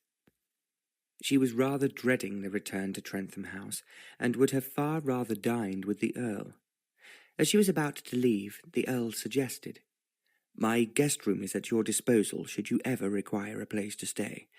There could be times when I will need to stay late or to start early, and it would be most convenient for you." Robina smiled gratefully, although she doubted that she would ever be allowed to stay with the Earl as a guest, now that her stepmother had plans for her. "Thank you," she replied, wishing she could stay. Outside, a well-rested firefly was awaiting her. He shook his head and snorted as she appeared. "See how eager he is to gallop across the fields. He knows that he has a warm stable and hay waiting for him at home." The Earl shook her hand warmly and thanked her again. Robina felt that he appeared reluctant to let her go. She mounted Firefly and rode off down the drive. Had she looked back, she would have seen a wistful look on the Earl's face, and the way he stayed outside, watching her until she disappeared from view. Chapter 5. Robina arrived back at Trentham House with barely half an hour to spare. She ran into the house in time to see her stepmother descending the staircase, dressed in one of her finest gowns and festooned with so many jewels that she glittered like a chandelier. "Just why are you so late?" she snapped as Robina drew level with her on the stairs. "Go upstairs at once and dress in your very best gown, and I want you to wear the diamonds I have had Molly put out for you. Hurry, she's waiting to dress you." "But only Nanny helps me dress." "Nanny is too old. If she is to be your companion, it is another matter entirely. No, Molly will see to it." "But I don't want Molly." "There is to be no argument. We do not have the time," cried her stepmother. Robina became upset by this latest turn of events.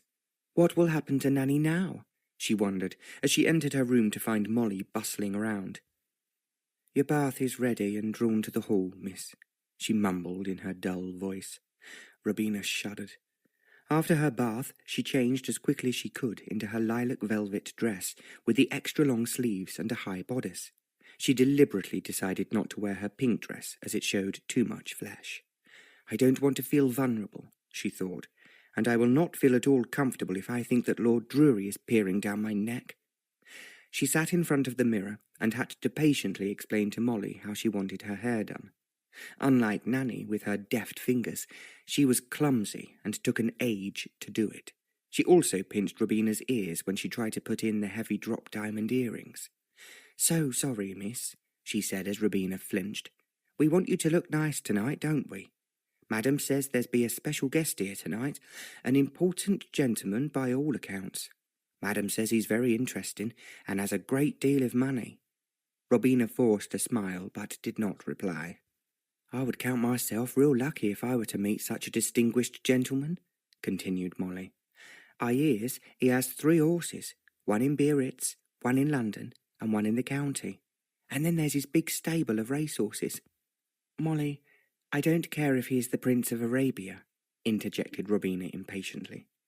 It was obvious that her stepmother had primed the girl to extol Lord Drury's virtues. "I was only saying, miss. I would prefer it if you concentrated on my hair, thank you," insisted Robina firmly. At last the gong sounded, and Robina was relieved to get away from the girl. "Don't worry about attending me before bed," she called as she was leaving. "I will see to things myself." "Goodness," cried Robina inwardly. "If I am forced to have that girl attending me, I shall go quite mad. I must ask Papa why I cannot have Nanny back." She checked her reflection again in the small mirror, and could see how the diamonds gave her skin a luminous sheen, and she wished she did not have to wear them. "I don't want to appear too attractive," she thought gloomily. Taking a deep breath, she descended the stairs and walked towards the drawing-room.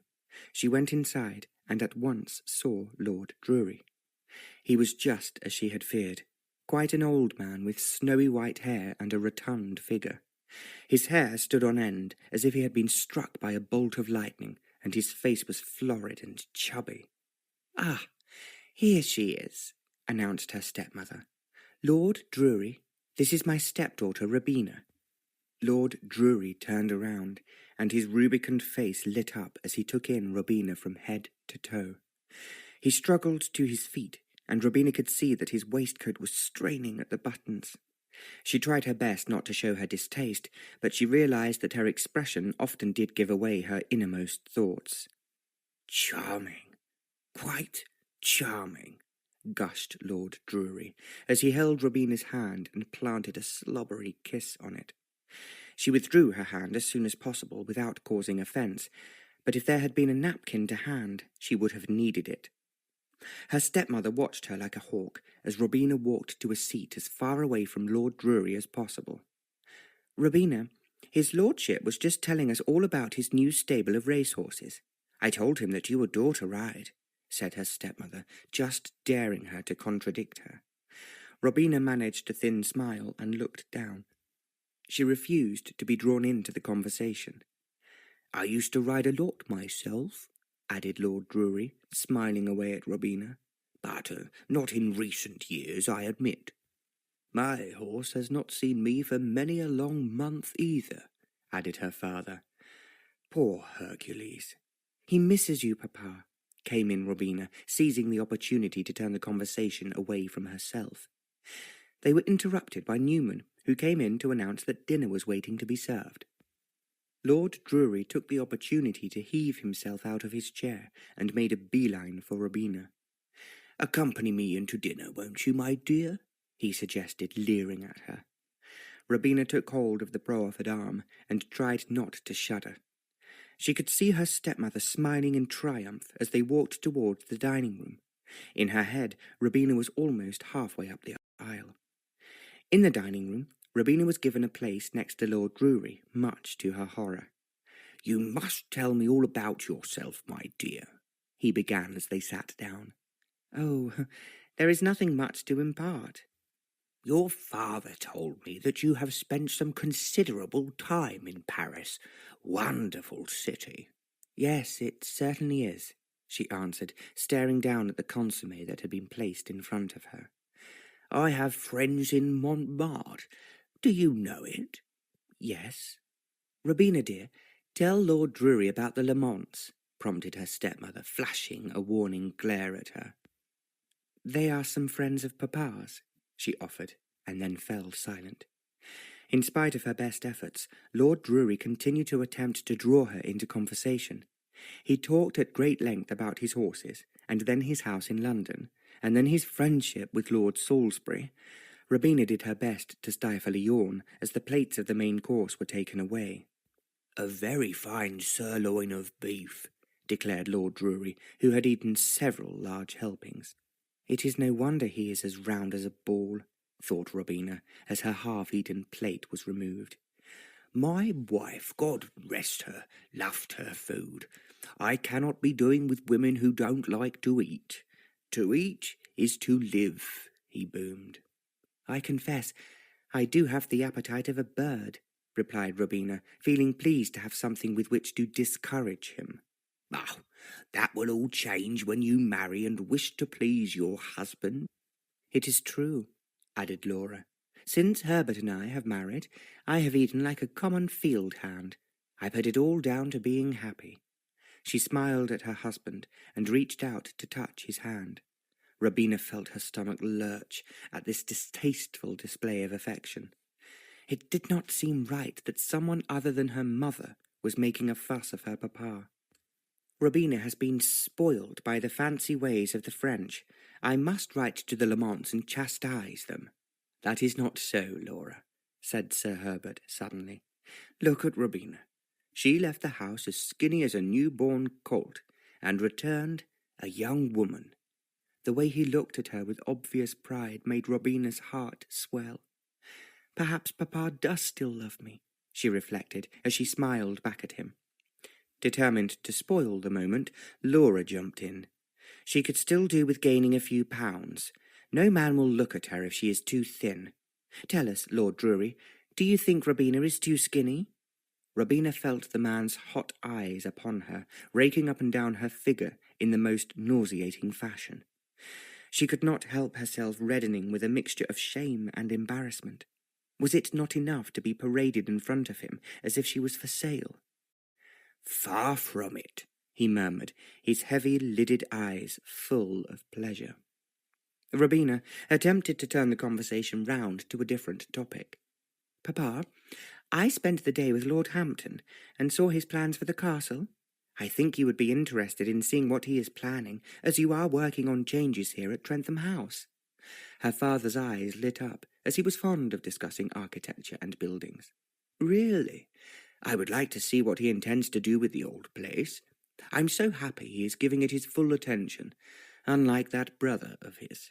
I am quite certain that his father is looking down from heaven and rejoicing. The Earl has asked me to help him with his plans to open the castle to tourists," replied Robina, hoping that her father would not object. "I am glad that you shall have something to occupy you. I feared that, after Paris, you would find Surrey very dull. It is good that you will learn something of the value of money if you are earning your own." "This is only a temporary measure, I would hope," snarled Laura. "You should be looking forward to marriage and children, and a house of your own, after all." She glared at Robina, daring her to contradict her. Robina fell silent. "Quite right," added Lord Drury. "Women working? Whatever next? I would rather die than send my wife of mine out to work."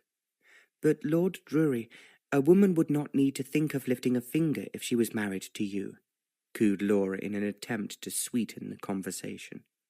Robina shuffled in her seat. "I wish she would refrain from discussing the topic of marriage," she fumed, as the strawberry tarts were brought in. Dinner seemed to drag on forever, as Robina waited in vain for her father to request that the port be served. Eventually, after the conversation began to dwindle, Lord Drury asked Sir Herbert if he would mind a word in private. "Please, come into the drawing-room, and I will ask Newman to bring the port and cigars through." They all rose, and Robina suddenly felt as if her legs would give way. She had an awful, sinking feeling that the reason for Lord Drury's request of a private audience was an ominous one. Once they were alone, Laura grabbed Robina by the arm and looked hard into her face. "In spite of your best attempts to make yourself as uninteresting and unattractive as possible to Lord Drury, I do believe that he is rather taken with you. I would hazard a guess that he is, at this precise moment, asking for your hand in marriage. A man like him does not linger once he has made up his mind." "I will not marry him," Robina cried out, almost in tears. "I will not." "You will do exactly as you are told," snapped her stepmother, gripping her arm so tightly that her fingers made angry red marks. Just then Newman walked in, so she let go. "Now, you will smile and look pretty," she hissed. "Don't let us down." "I am surely walking to my doom," thought Robina as they moved towards the drawing-room. She could see that Lord Drury and her father were laughing and smoking, and 2 glasses of port stood on the small mahogany table by the sofa. "Ah, ladies," beamed Lord Drury. "Robina, my dear," began her father, "Lord Drury has something to ask you." With every fibre of her body taut, she forced herself to move towards him as he leered up at her from his chair. "My dear, I am in the habit of taking my carriage out in the early mornings for a breath of fresh air. Would you care to accompany me tomorrow morning?" "I am very sorry, but I just cannot. I shall be busy working." "What silly nonsense!" cried Laura angrily. "Don't pay any heed to her fanciful notions." "I have been engaged by Lord Hampton to work as his secretary, and he is expecting me to be at the castle first thing.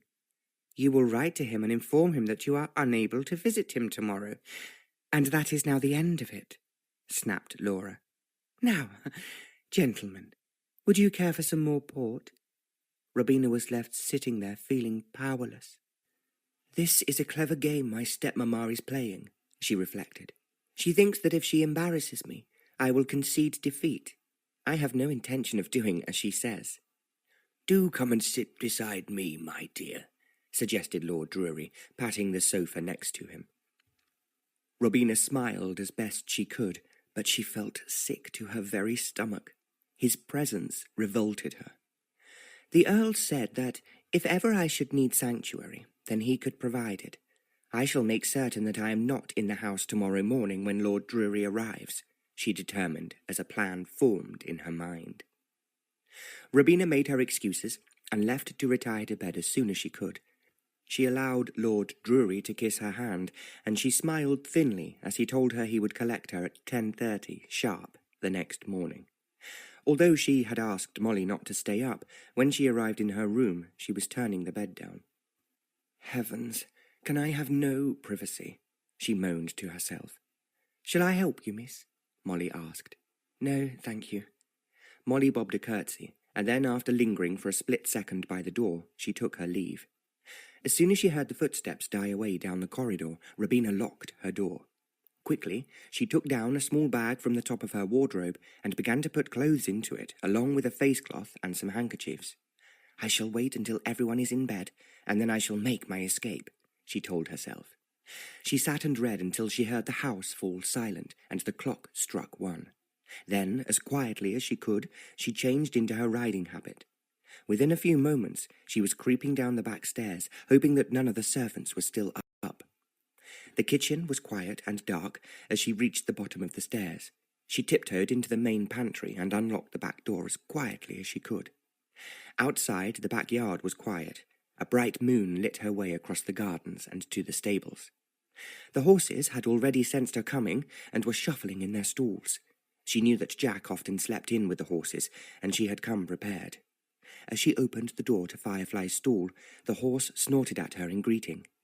As she patted his forelock, she looked down to see the tousled blonde head of Jack as he lay on a pile of straw.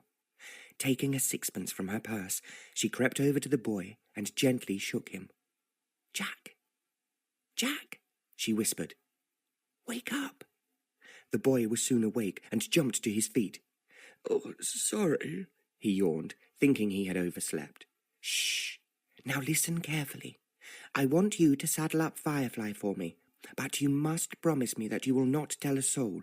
Look, here is a sixpence for your trouble." The boy gazed at the silver coin, and without saying a word, went and fetched the bridle and saddle. "Now, go and sleep with Peony. She is docile, and will not mind you being with her. If Charles asks you about this, say you were so tired that you did not stir all night." "Yes, miss," answered the boy, looking scared. "Don't worry. You will not get into any trouble. I will make certain of that." Robina led Firefly out of the stables and mounted him in the yard. Within moments, she was riding out along the dark towards the castle. Although the moon was now bright, she had never ridden alone at night, and it was more frightening than she thought it would be. The trees seemed to loom up menacingly in front of her, while the wind whipped her hair from under her hat.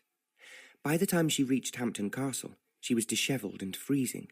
She had not realized how much colder it would be at night, and she had forgotten to wear her gloves.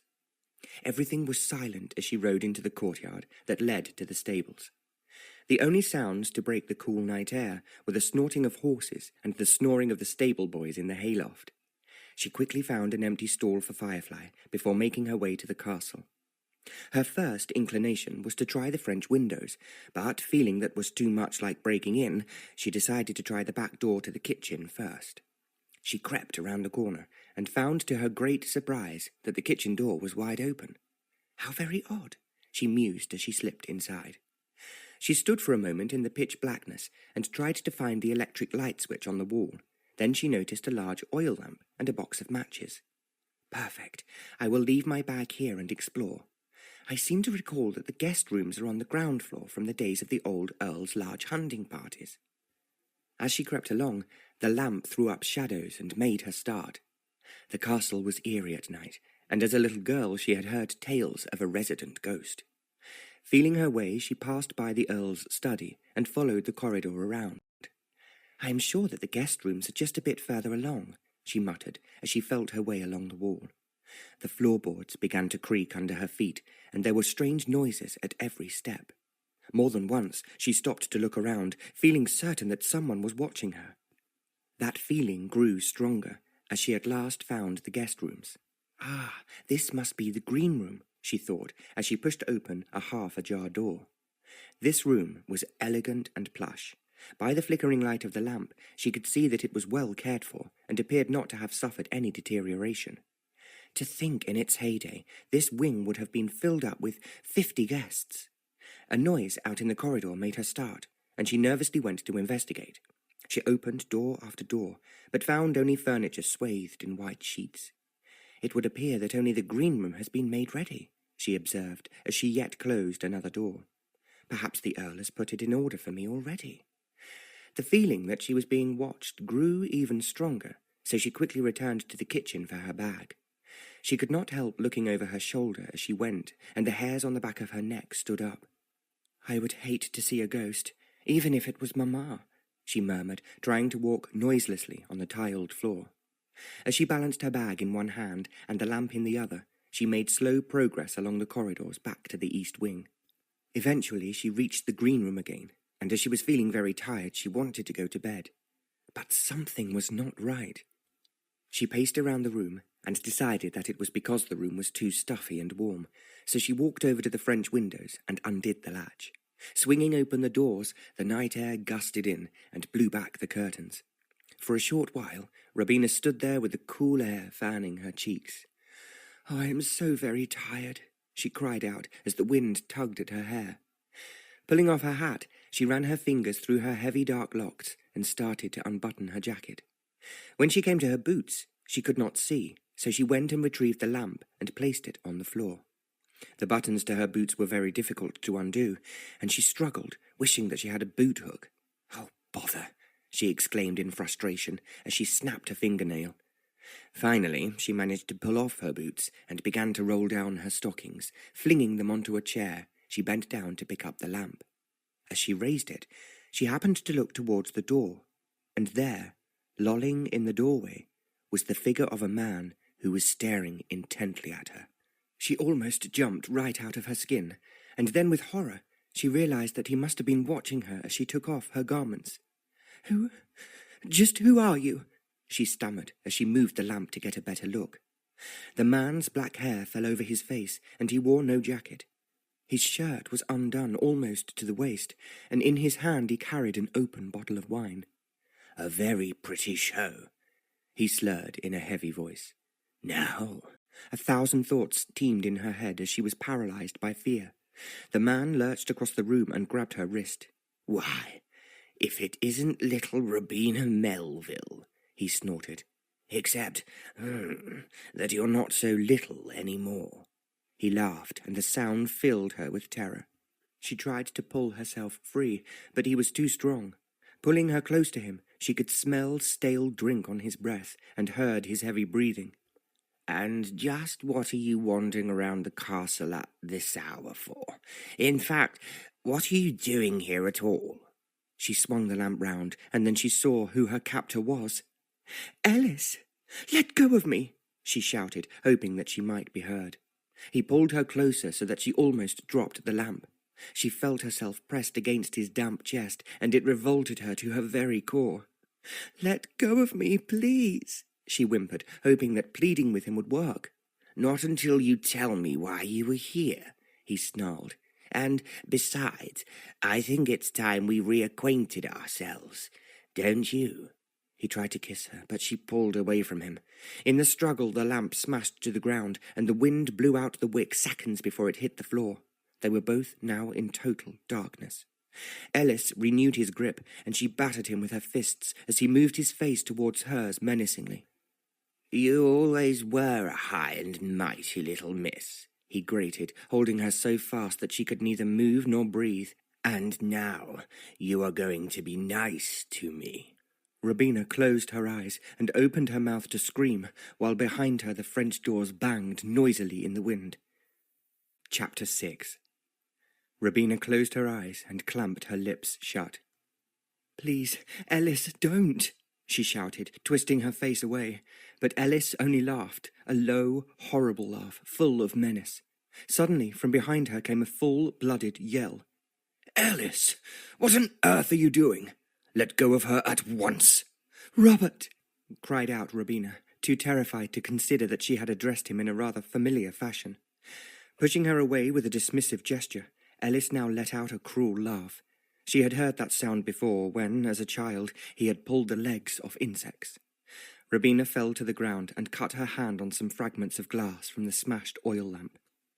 "Now get out of here," bawled the Earl to Ellis, in a cold voice that chilled Robina's blood. "I will deal with you later." As Ellis slunk out of the room, the Earl rushed over to where she was nursing her cut hand. Tenderly, brushing back her hair, he held her for a fleeting moment. "Are you all right?" he asked very gently. He was staring into her face with a concerned air. "My hand is bleeding. Oh, Robert!" He took a large handkerchief from the pocket of his dressing gown and deftly wound it around her hand. "Shh, you are safe now. I will ring for Mrs. Osage to take care of you. I am certain that all this rumpus has awoken her." "I am so terribly sorry," she sobbed, holding the handkerchief firmly around her hand.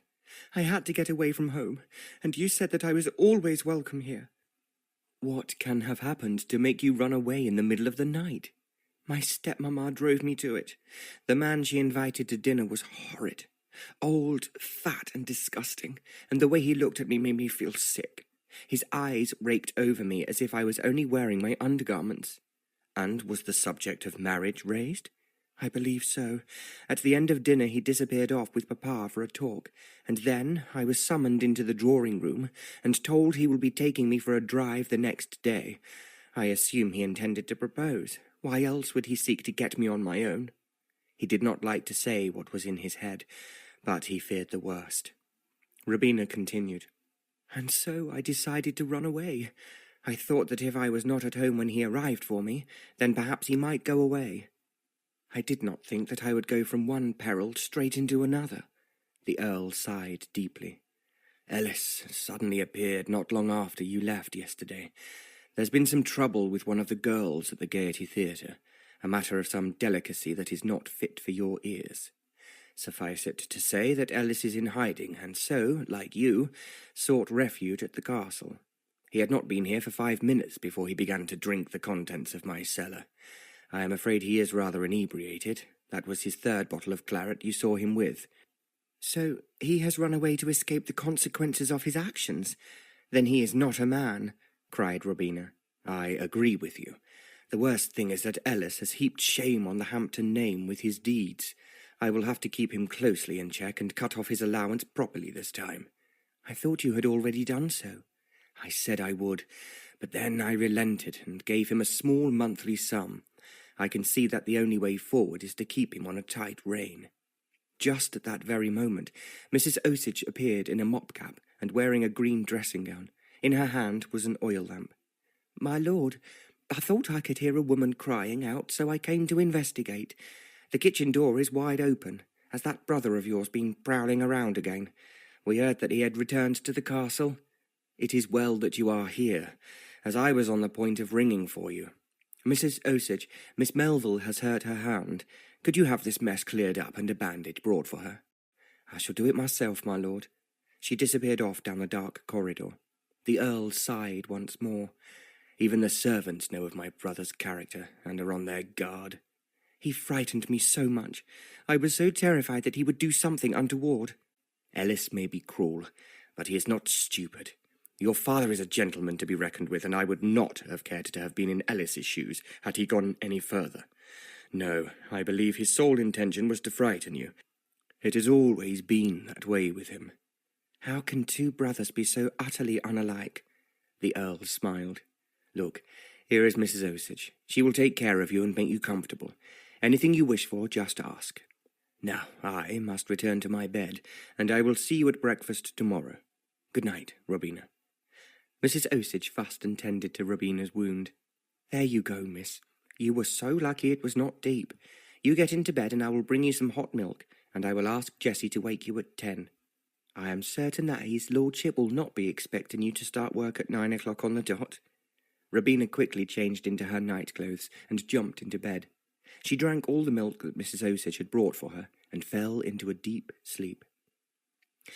The next morning, awakened by Jessie pulling the curtains, for a moment she did not know where she was, and then she remembered the events of last night. "His lordship says he'll be pleased to see you in the dining-room in half an hour, miss." "Thank you, Jessie." She stayed in bed for a while, thinking about what the day might bring. Looking at the clock and seeing that it was 10 past 10, she wondered what would happen when Lord Drury arrived at Trentham House to find her not there. "Stepmamma will be furious. She will believe I have gone out riding. I am sure she will check the stables first to see if Firefly is there." She dressed herself and by 10:30 was sitting downstairs in the empty dining room, waiting for the Earl to arrive.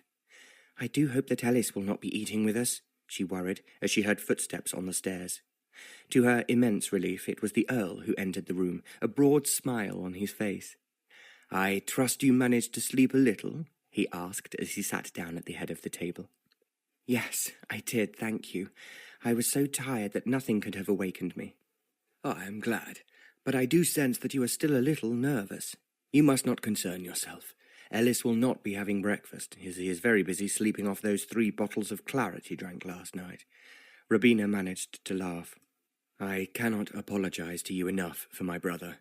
It appears it is not sufficient for him that he has already compromised the virtue of one girl, but he must then assault another." "It did seem to me as if I was in the midst of some long and terrifying nightmare," she confessed. "First Lord Drury, and then Ellis. I expect as we speak that Lord Drury is hopping up and down in his carriage, furious you are not at home." Robina smiled, but her broad smile belied the fact that every time she heard a noise in the hall, she expected it to be her stepmother waiting to drag her off back home. "Do you think you will be feeling well enough to work this morning?" asked the Earl. "Of course. We may be a little late in starting our tasks ahead, but I am looking forward to immersing myself in them. I wish only to erase the memory of last night." "That might be impossible, as Ellis is staying at the castle. However, I shall endeavour to see that he does not trouble you any further, although, as you are such a pretty girl, I cannot fault his taste on this occasion." Blushing deeply, Robina cast down her eyes. "Thank you," she replied, feeling embarrassed yet pleased that the Earl thought her attractive. They finished their breakfast and then proceeded to the study. There was still so much to do, and Robina's first task was to finish answering the Earl's letters. They both worked in silence until the clock in the hall struck 12:30. The Earl looked up from his plans and stretched. "Do you think it might be an idea if you opened up the tower to the public?" asked Robina, as she stacked up the pile of replies she had tackled that morning. "Do you believe that people find it amusing to climb so many stairs?" "No, but the views from the top are so spectacular. I have often thought they are among the finest in the whole of England. I believe that if you made it the highlight of the tour, people would come from far and wide." "With large cups of tea after they have made their ascent, I assume?" Robina chuckled. "Now you're teasing me. Of course we must give them something after their exertions. I would suggest tea with homemade scones, jam and clotted cream, cucumber sandwiches and assorted cakes. You could serve it in the garden if the weather is fine. And if it rains? Then we should retire to the summer house." "I am afraid that the summer house is in dire need of repair. To be honest, I was thinking of demolishing it and building an orangery." "Even better," cried Robina, jumping up from her chair. "I have often thought that one would look wonderful set amongst the gardens that back on to the east wing." "Then that is what we shall do. Really, Robina, you have the most wonderfully inventive ideas. I do not know what I would do without you. I just adore the continental flavour that you bring to everything. The Lamonts found me a most willing pupil when it came to instructing me in the French way of life. Tell me, my lord, have you thought of installing a large piece of modern sculpture in the grounds? Monsieur Rodin had many such pieces in his workshop that are for sale." "And should I travel over to Paris to view them?" asked the Earl with a mock-serious air. "I would be happy to undertake such a journey on your behalf," answered Robina, thrilled that she might at last be able to view the artist's studio. Next, Marriott came in to ask when they would care for luncheon. "Goodness, is it that time already?" laughed Robina, who had lost all track of the hours since she had entered the study. "Luncheon will be a little late today, miss. And it would appear that your dreaded stepmother has not yet come crashing into Hampton Castle, as you had feared," added the Earl. "Yes, but I am wondering if Papa is concerned by my absence. We have grown so apart since my return from France. He seems preoccupied with my stepmamma. For instance, it's the anniversary of Mamma's death this Saturday, and when I visited the local florist, she said that he had not yet put in his order for flowers. I am certain it is the case that your father is simply overwhelmed by the building works that are happening at your home." "I do hope so. So he has not said a word to me about the arrangements for visiting her grave, and there is so little time now." As they continued their work, Robina had an awful feeling that he had forgotten all about it. Much as I don't wish to return home this evening, I must, she decided with her heart sinking at the thought. The afternoon sped past as quickly as the morning had done. Neither the Earl nor Robina stopped to take tea brought in by Marriott at 4 o'clock, which stood on the side table getting cold. As it grew even later, Robina kept one eye upon the clock, knowing she would have to take her leave before it got too late. "Will you be staying for dinner tonight?" asked the Earl hopefully as the clock struck 5:30. "No, I'm afraid I must return home and face up to whatever is thrown at me, but thank you for the offer." "You must think of this as your second home," said the Earl, rising to ring for Marriott to request that Firefly be made ready for Robina. "I am grateful for your kind offer, but really I shall be quite all right, and if I don't return in the morning, though, then promise me that you will send a carriage for me. Do you really think that your stepmother will try to keep you at the house against your will? With her stubbornness, there is no knowing what she might do. Stepmamma is accustomed to getting her own way, and considering the feelings of others appears to mean little to her. She will want to put her foot down firmly with me over the matter of Lord Drury, but she cannot force you to marry him." "She will do her best. It is in her interest that I am removed from home as soon as possible. I also cannot rule out the possibility that she will send me packing back to France." "Surely your father will not allow that?" "Papa seems to bend to the will of stepmamma these days," answered Robina with a sigh. "He cares not for my feelings or desires." "I just cannot believe it," remarked the Earl, putting away his papers and plans. "I would not have believed it myself had it not happened to me," answered Robina sadly. She was thinking of the impending anniversary. There was a silence as she tidied her desk. As she did so, she could feel the Earl's eyes on her, and something made her wary of looking up. His stare unnerved, yet excited her at the same time. She could tell that he was appreciating her beauty rather than her efficiency. "It is very flattering that he thinks I am attractive, but I must remind myself that he is my employer, and thus it is impossible for there to be anything at all between us. Besides, I am resolute in my desire to remain unmarried for as long as possible." Outside, the Earl lingered as she mounted Firefly, who had been well rested and was champing at the bit to gallop over the fields. "See how he longs to stretch his legs," said Robina, laughing at her feisty mount. "He is a truly free-spirited animal," agreed the Earl. "It is a pity that I must stay at the castle, otherwise I would accompany you back home on jet. You will not have met him. He is as black as night, and would give your Firefly some stiff competition." "One of these days I shall challenge you to a race," exclaimed Robina. "But for today I must return home. Are you certain that you cannot stay tonight?" he inquired once more.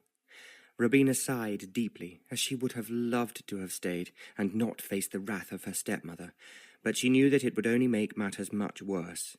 "No, thank you so much. I must return home and see that my papa has ordered his flowers, but I will see you tomorrow morning as usual, my lord. I am leaving my bags here just in case I should need to flee at any time in the future." "Thank you so much for a good day's work, Robina. The pleasure has been all mine." The Earl had such a sad look on his face that she almost relented. There was something in his eyes that told her that his interest in her was more than that of someone who just was a friend. She waved one last time and set off down the drive. "I must be as calm as I can to face stepmamma," she told herself as Firefly raced home across the fields. By the time she arrived home, Robina was tired. She was greeted by Newman, who informed her that dinner was about to be served. "Oh dear, I'm still in my riding habit. No matter, I won't run the risk of another telling off for being late." Handing Newman her hat and gloves, she walked to the mirror on the wall and adjusted her hair. She was flushed from her riding, and her eyes shone. Robina was never happier than when she was on a horse. Taking a deep breath, she entered the dining room. As usual, her stepmother was dressed rather richly, and the diamonds around her throat sparkled brilliantly. "Those look as if they are mamma's," she thought as she silently took her seat. "Surely papa has not given them to her?" "I'm sorry for being a little late," she murmured as she sank down into the velvet upholstered chair. "We shall speak about your absence after we have finished dinner," her father began sternly. "I don't wish to ruin my appetite for the time being." Her stepmother glared at her. It is a fine thing to have a daughter who cares so little about her father's feelings that she embarrasses him without any hesitation, she fumed. Laura, we will speak of this after we have eaten, he repeated firmly. Herbert, if you are willing to indulge the girl when she has been so abominably rude and selfish, then I am not. I didn't know what to say to Lord Drury when he arrived this morning to find that she was not at home. But, stepmamma, I told you that I was expected at the castle. If Lord Drury had been so interested to see me, then he could have driven over there to collect me. Don't be impertinent, Robina. Laura is absolutely right. You have embarrassed all of us with your behaviour. Now, enough of this. Newman, please serve the soup. Robina felt stung by her father's words. Surely he understood why she had run off, but she was glad he did not know she had taken off in the middle of the night. And at least I know I can trust the stable boys, she thought as she dipped her spoon into the crayfish soup. The meal passed in silence, with Robina anxious at what her stepmother was going to say to her next. The moment that the dessert had been taken away, Laura rounded on her. You are the rudest and most ungrateful girl I have ever met, she spat. Lord Drury is so highly eligible, and now you have more than likely ruined your chances with him. Do you think that gentlemen such as he drop out of the trees every day? You are stupid and unruly. Your behaviour is just reprehensible, added her father. A Melville's word is their bond, and you agreed to ride out with Lord Drury. So why were you not here this morning? Robina felt crushed. Hot tears sprang into her eyes, and it was all she could do to control herself. But, Papa, I told you that I was expected at the castle. Laura went to a great deal of trouble to introduce you to him, and he was sufficiently interested in you to ask if I would have any objection to him paying court to you with a view to marriage. Papa, I don't wish to marry anyone at present, be it Lord Drury or the Prince of Wales himself. I am happy as I am. Besides, I have only recently returned home, and I wish to spend some time with you. What you wish for yourself is immaterial, chimed in Laura. We are not here to dance attendance on you. If your father and I wish you to marry, then marry you will. Is that understood?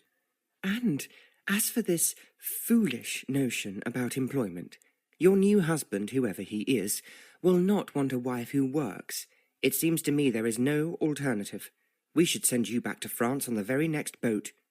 Robina felt like responding to this barrage, but her father interrupted. Laura, have you forgotten the reason I asked her to return from France in the first place? Has it slipped your mind, perhaps, that it is now the anniversary of Robina's mother's death, this very weekend?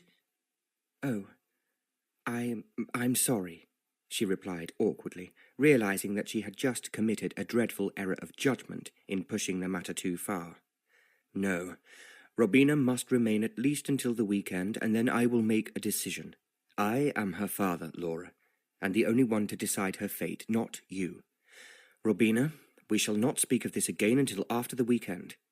She was stunned at his apparent change in attitude. Yes, Papa, Robina answered meekly, yet secretly she was thrilled that he had, in her eyes, stood up for her.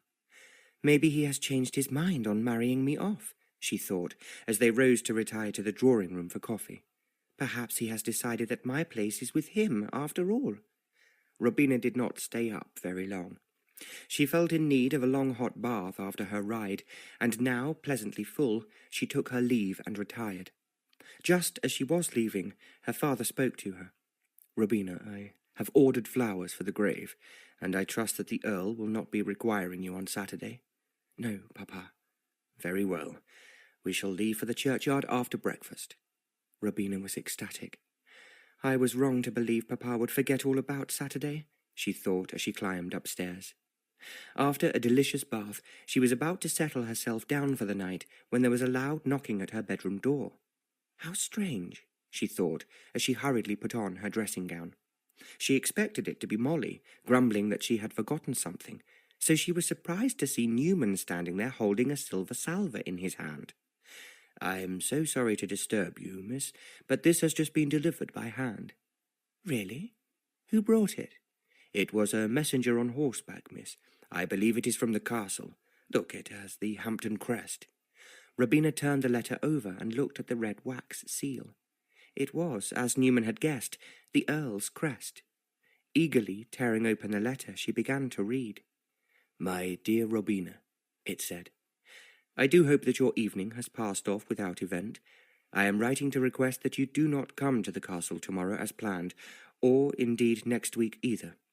I cannot say why, but I would ask you to await my further instructions. I will write to you again in due course when I have need of your services. Yours, Robert Hampton." "Oh," she cried out. She climbed into bed feeling heavy of heart.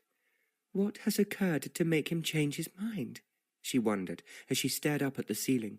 Is Ellis in trouble again, and the Earl has been forced to sort out the matter? The more she ruminated about it, the more worried she became. Has he taken ill? Or perhaps a relative has died, and he has only just received the news? Even though she was feeling exhausted, all manner of thoughts persisted in crowding into her mind. And the last picture she could see before she drifted off to a deep sleep was of the Earl's handsome face, his bright blue eyes burning with simmering emotion. Chapter 7. But the Earl did not send for Robina the next day, or the day after that. If it had not been for her growing sense of uneasiness, she might well not have worried quite so much that she had somehow either caused him offence, or he had decided that he no longer required her services. Laura did not make life any easier for her either, by following Robina wherever she went. Must she keep such a close eye on me? Thought Robina angrily, as she spied her standing on the terrace looking down the garden while she sat by the fountain. It had become one of her favourite places to sit and think, and now her stepmother was making it very difficult for her to relax. I hope that she is not about to come and give me yet another lecture about Lord Drury, she muttered as her stepmother came walking towards her. Robina? Yes, stepmamma? I have had a letter from Lord Drury. You are most fortunate, as he is prepared to forgive your bad manners, and has expressed an interest in visiting us for dinner again. As it is your mother's anniversary this weekend, I shall leave it until next week, before I invite him again. Very well, stepmamma. And have I your promise that this time you will be cooperative? Robina hung her head. She had no wish to see the man ever again, but she also did not wish to tell a lie. I will be present at dinner, she responded after a long pause. I promise you. Laura appeared satisfied with her assurance and left without another word. Am I to be hounded by her for desiring a choice in this matter? Mused Robina as she dropped her hand into the cool water. Oh, mamma, I wish you had not died. You would not have forced me to marry against my will. Robina knew that she was utterly powerless. As her father seemed uninterested in her feelings, there was really nothing she could do. If I go against him, then I will risk losing his love altogether. I want to be a dutiful daughter, but how can I when that path leads to utter misery for me? If I was his son, would he be seeking to force me into marriage? But if she had been a son, perhaps Robina would not have had the same struggle with her stepmother, for she would not have been considered as a rival for her father's affections. Such is the lot of mere women, she reflected, and not for the first time she wished she had been born a boy. Robina stayed by the fountain for some time, lost in thought. She did not see her stepmother going out in the new brougham. Later, she decided to write to Hortense Lamont. She went up to her bedroom, pulled out a sheet of paper from the drawer, and began to write in French. In the letter she asked if she could come and stay indefinitely should her situation not improve. There, it is done. If necessary, I will voluntarily remove myself to France. I shall take Nanny with me, and we shall find ourselves a small apartment to live in. Nanny? Where is she? Robina realized that she had not seen Nanny for a couple of days. She rang for Molly and asked her, Molly, where is Nanny? Is she ill? I don't know where she is, miss.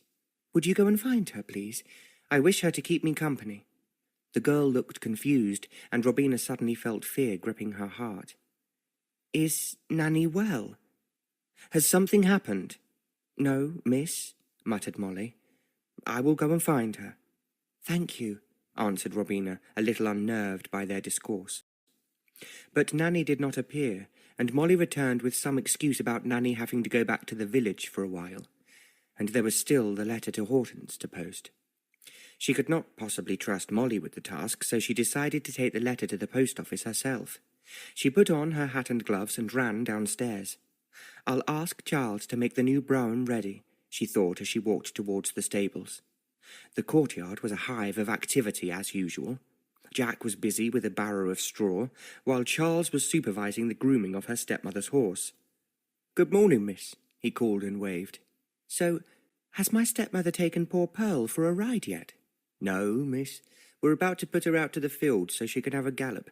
It's a shame as she's a sociable horse and likes us humans." "Perhaps I should take her out. Tell me, Charles, can she pull the brougham?" "Not really, miss.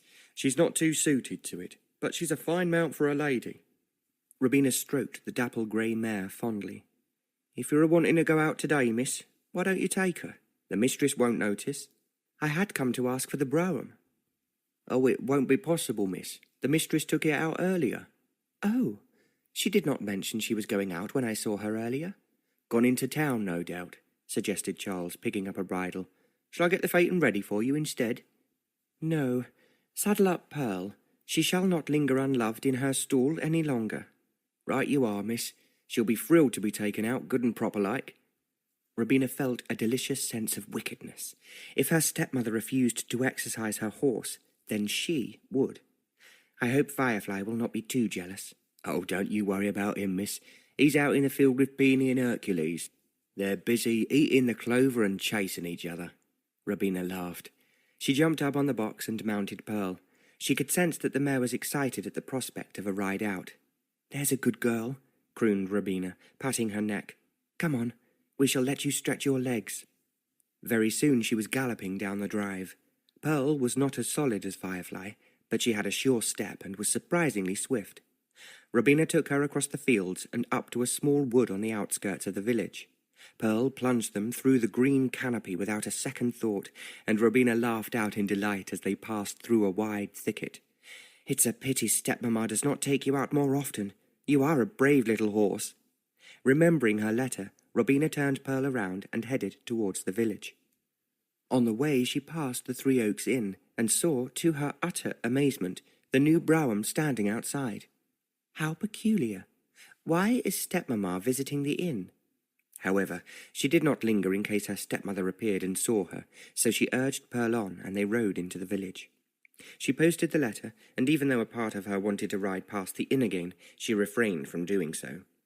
"My stepmamma is up to something, but I dare not confront her about it. I shall have to find out through some other means."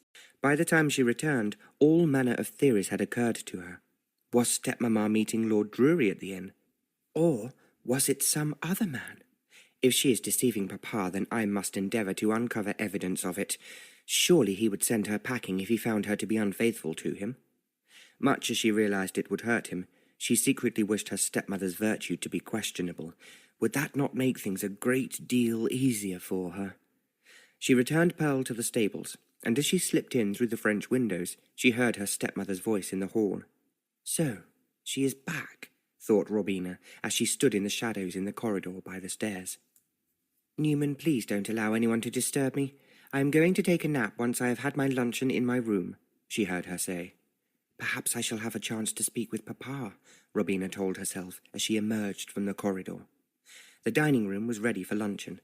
"Good afternoon, miss," Newman greeted her brightly as she entered. "What is for luncheon?" she asked in anticipation, as the long ride had made her feel hungry. "Cold chicken and a selection of vegetables." "And for pudding?" "A peach tart, miss." Robina sat down and gleefully awaited her father's entrance.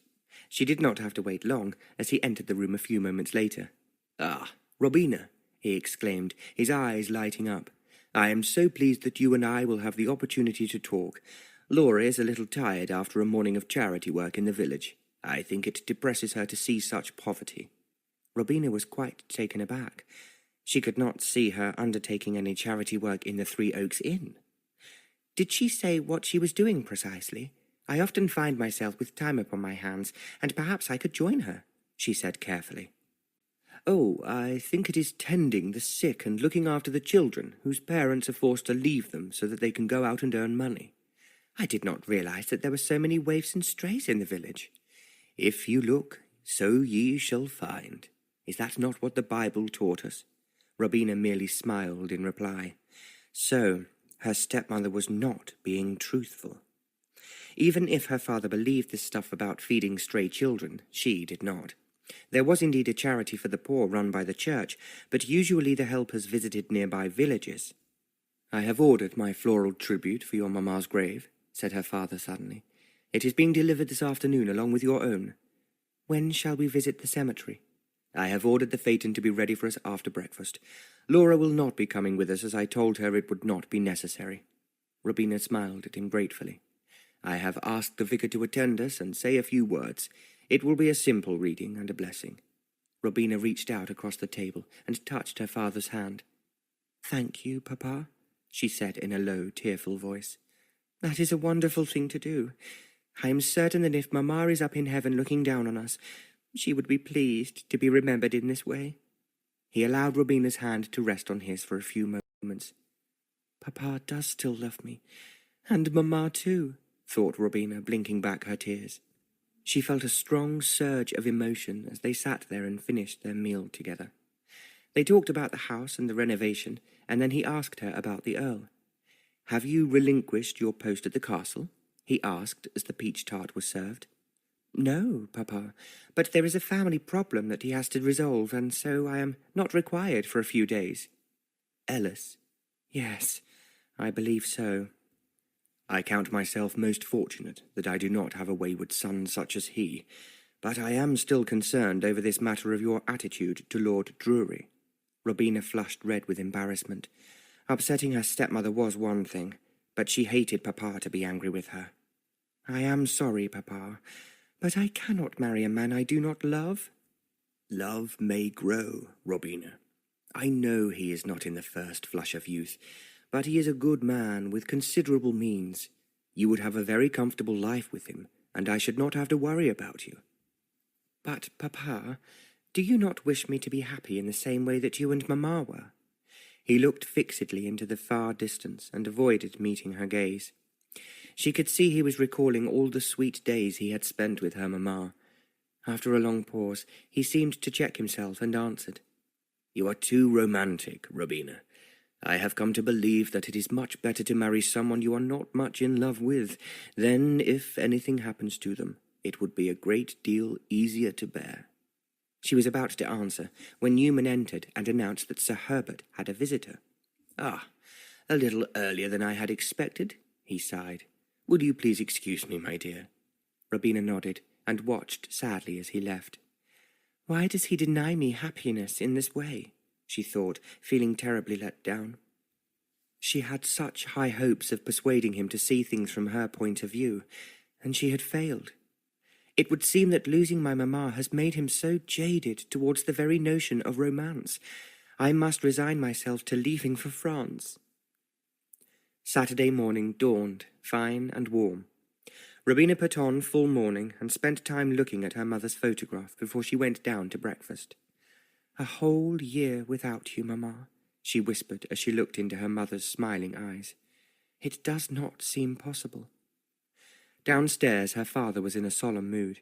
He barely acknowledged her as she entered the dining room. Laura was nowhere to be seen. Where is stepmamma? Asked Robina as she sank down into an armchair. The bombazine crepe dress rustled as she made herself comfortable.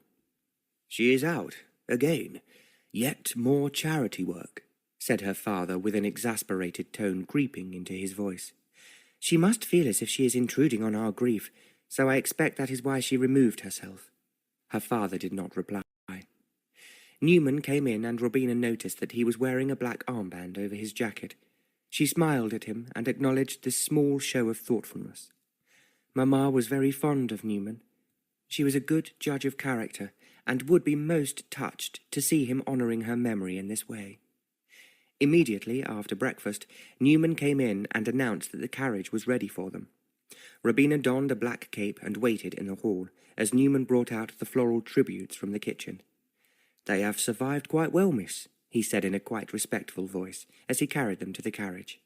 Yes, they have, she agreed, gazing at the mound of white carnations that made up her father's tribute. The arrangement she had chosen was a small posy of yellow roses. She had always given such a bouquet to her mother on her birthday. The phaeton had been highly polished so that one could see one's face in its shiny black doors, and Robina noticed that black had replaced the dark red curtains. She climbed in and waited for her father to join her. Her mother was buried in the local churchyard, in an elegant tomb with 4 columns to resemble a Greek temple. St. Matthew's Church was at the edge of the village, and it was where Robina had been christened and confirmed. She had not felt able to face any of the services at the church since she had returned from France, as there were too many memories attached to the place. As the phaeton pulled up at the church, she hoped that the vicar would not reprimand her for not attending his services. She need not have worried too much, as he said a prayer, gave a blessing, and then disappeared to leave them to their memories. Robina marvelled at the fine carving of the tomb and the inscription that was simple yet poignant. She laid her posy behind the railings and waited for her father to rest his wreath of carnations against it. They stood for some time in silence. Robina did not meet her father's eyes, for she knew that she would see tears there. She wanted to weep and wail as a wave of grief hit her, but she restrained herself. She could not, however, prevent a single tear from coursing down her cheek. "I do so wish I had a friend I could confide in," she reflected as they stood by the tomb. She immediately thought of the Earl. "I just wish he would summon me to the castle," she thought as they made their way across the churchyard to where the phaeton was waiting for them. As they pulled away, Robina took the opportunity to ask her father about something that was troubling her. "Papa," she began, hoping he would hear her out, "I'm still finding it difficult to understand why you felt that you had to marry again, so soon after Mamma's death." He sighed heavily, as if he did not wish to answer the question, but after a while he responded, "I was so very lonely after your Mamma died. It was as if my entire world had collapsed. She was everything to me, and I found it so hard to cope without her. When Lady Wolverton appeared, it was as if your Mamma had sent her from heaven." "But, Papa, you had me. Surely if you had kept me at home instead of sending me off to Paris, I could have comforted you." "Robina, you completely fail to understand. You are my daughter, and I have need of a wife." She could not help herself. Hot tears scalded down her cheeks. "Furthermore, whilst we are on the subject, I would ask you to be more pleasant and amenable to Laura. She is a sensitive woman, and she feels as if you are not accepting her.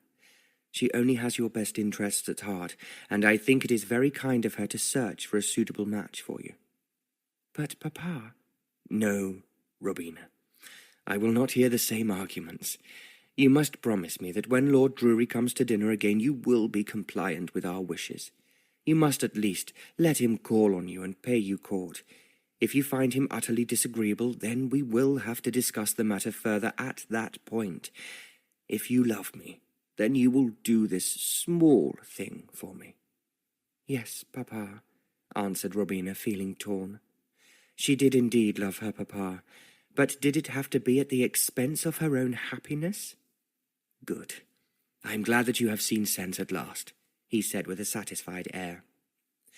By the time they reached home, Robina was feeling very downhearted.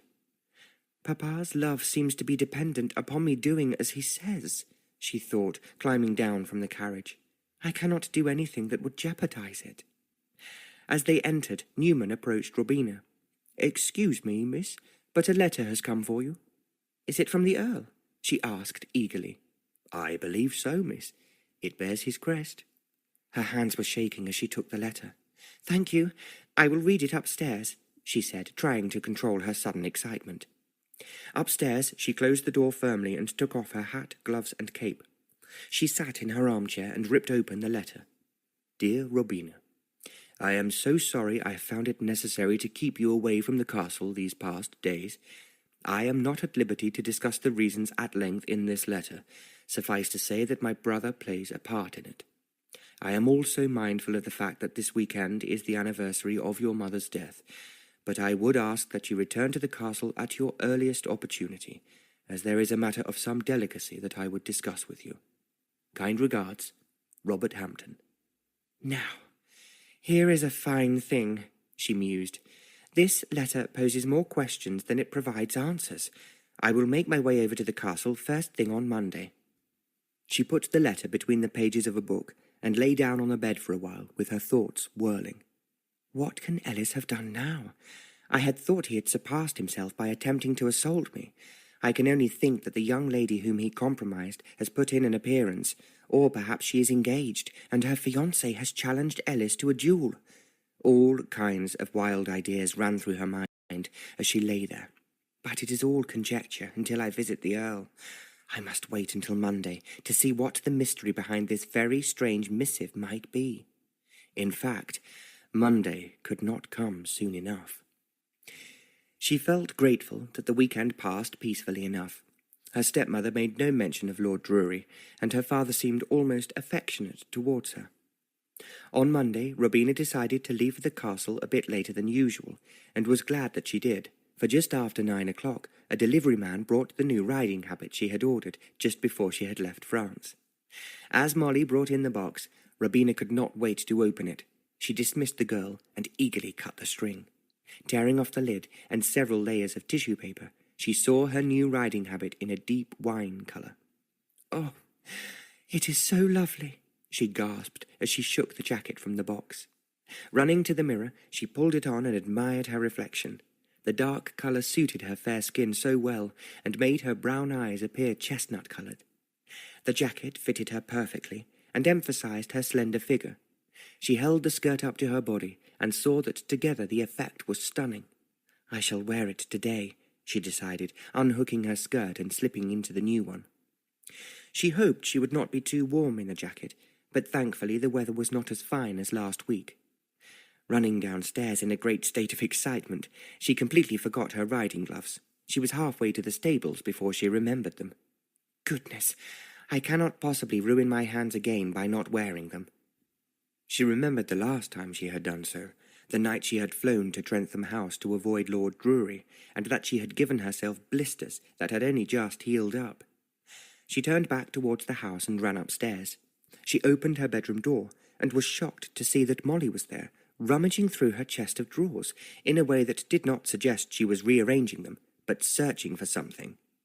"Molly, what are you doing?" She looked up, and her mouth fell open in surprise. "Oh, miss, I was looking for some mending. In my private drawers, that you know you are not allowed to touch?" questioned Robina. "Oh, I'm sorry, miss. I must have forgotten. I think you had better leave the room, Molly. I am in a hurry, so we shall speak about this later." Molly hung her head and left the room. Robina was furious. How dare she? She must have been put up to this by my stepmother. Robina found her gloves and went back downstairs, unsure as to what she should do. She could reprimand the girl for certain, but how could she confront her stepmother?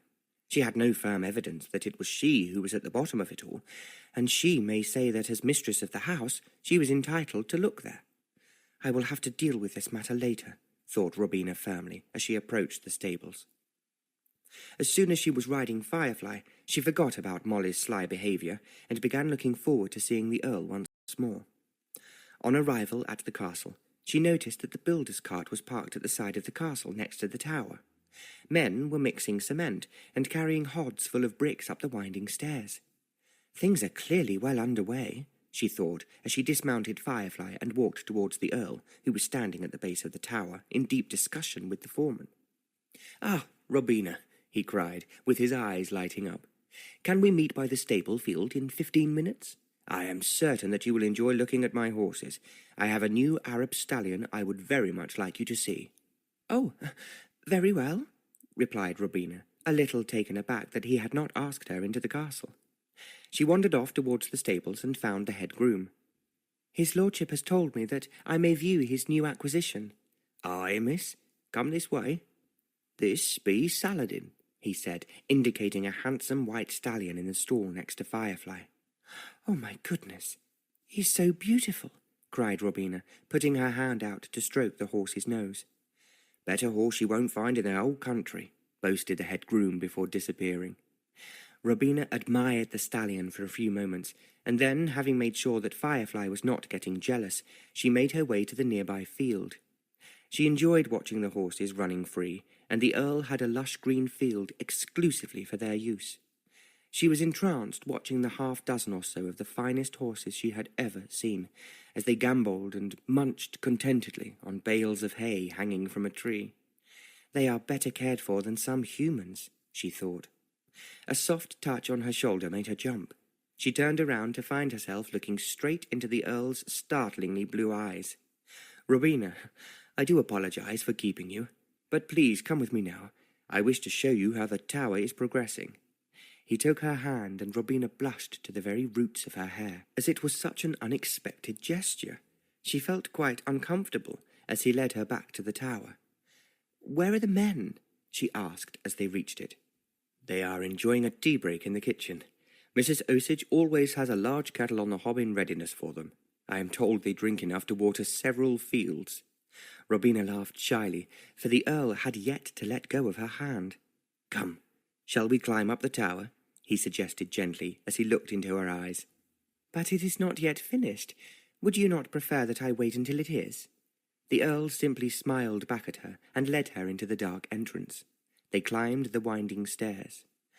"I wonder what it is that he wants to show me," she reflected as they reached the top.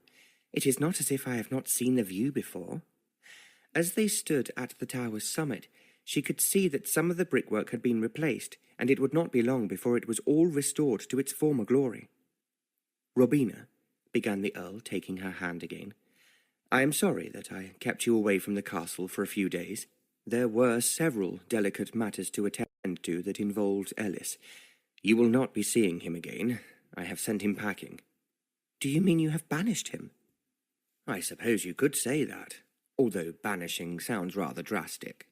They both laughed, and Robina caught something in his eyes that told her he had more to say. "But that is not the reason I have asked you here," the Earl added. Robina stayed silent, although inside her thoughts were far from still. She felt nervous and uneasy.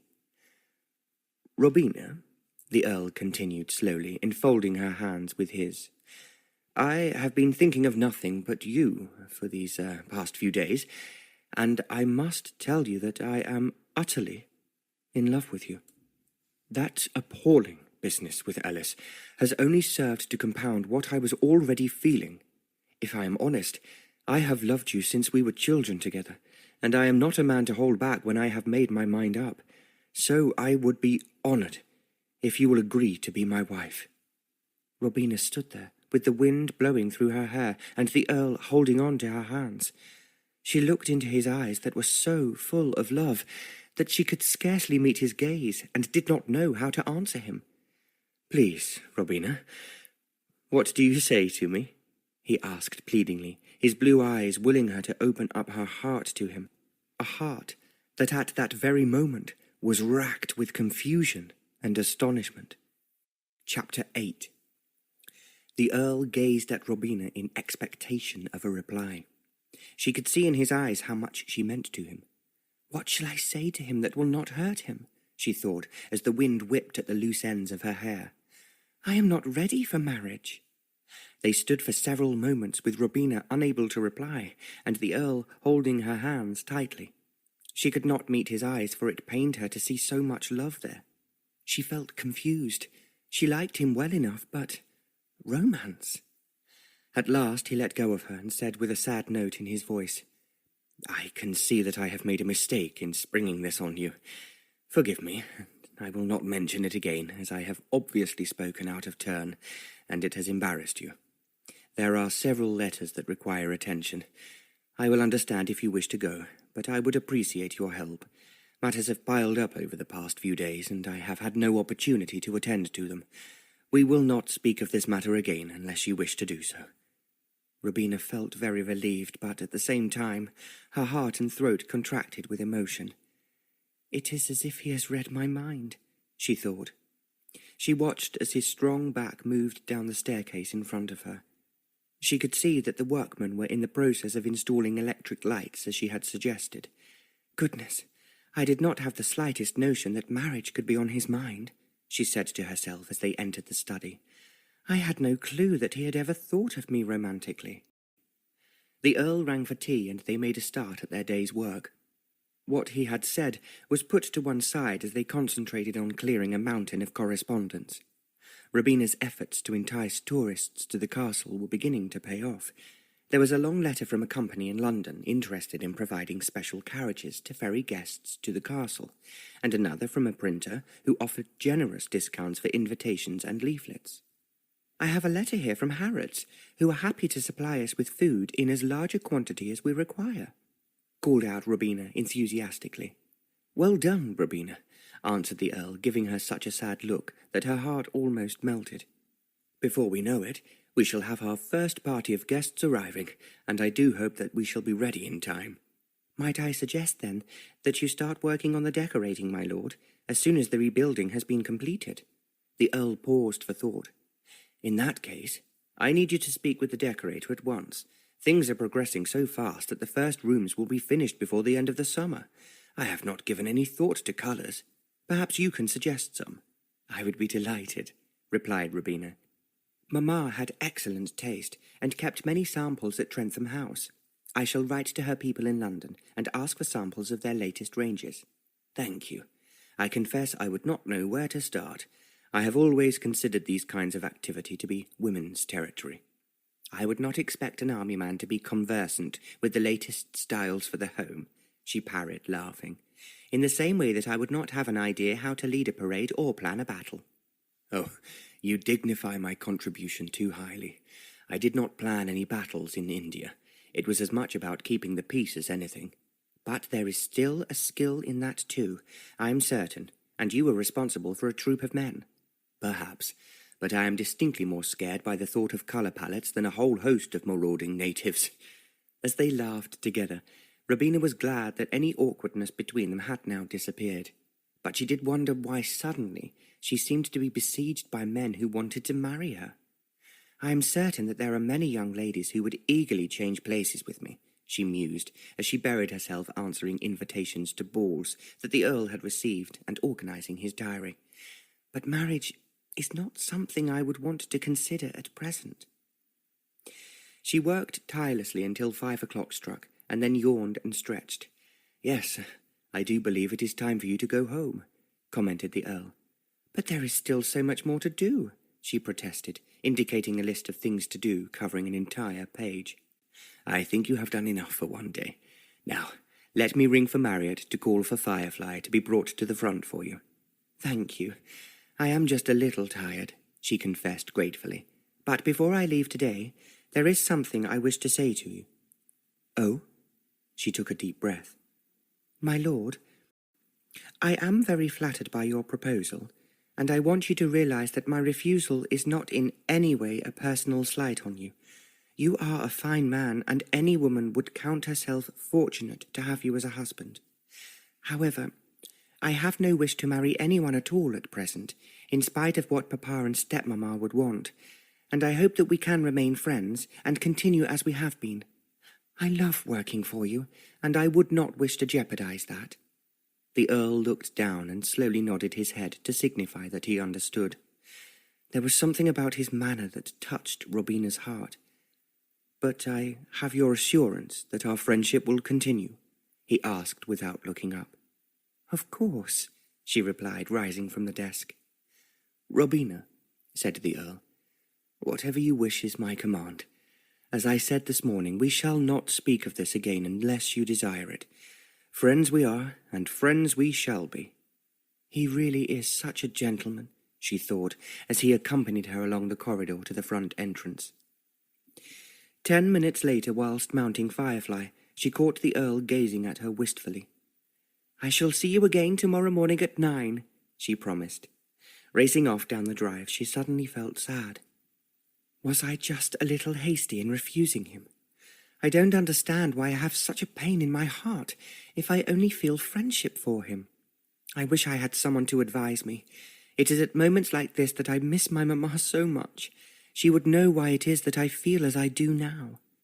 The Earl is a fine man, and I would be most upset if he subsequently went off and courted another lady.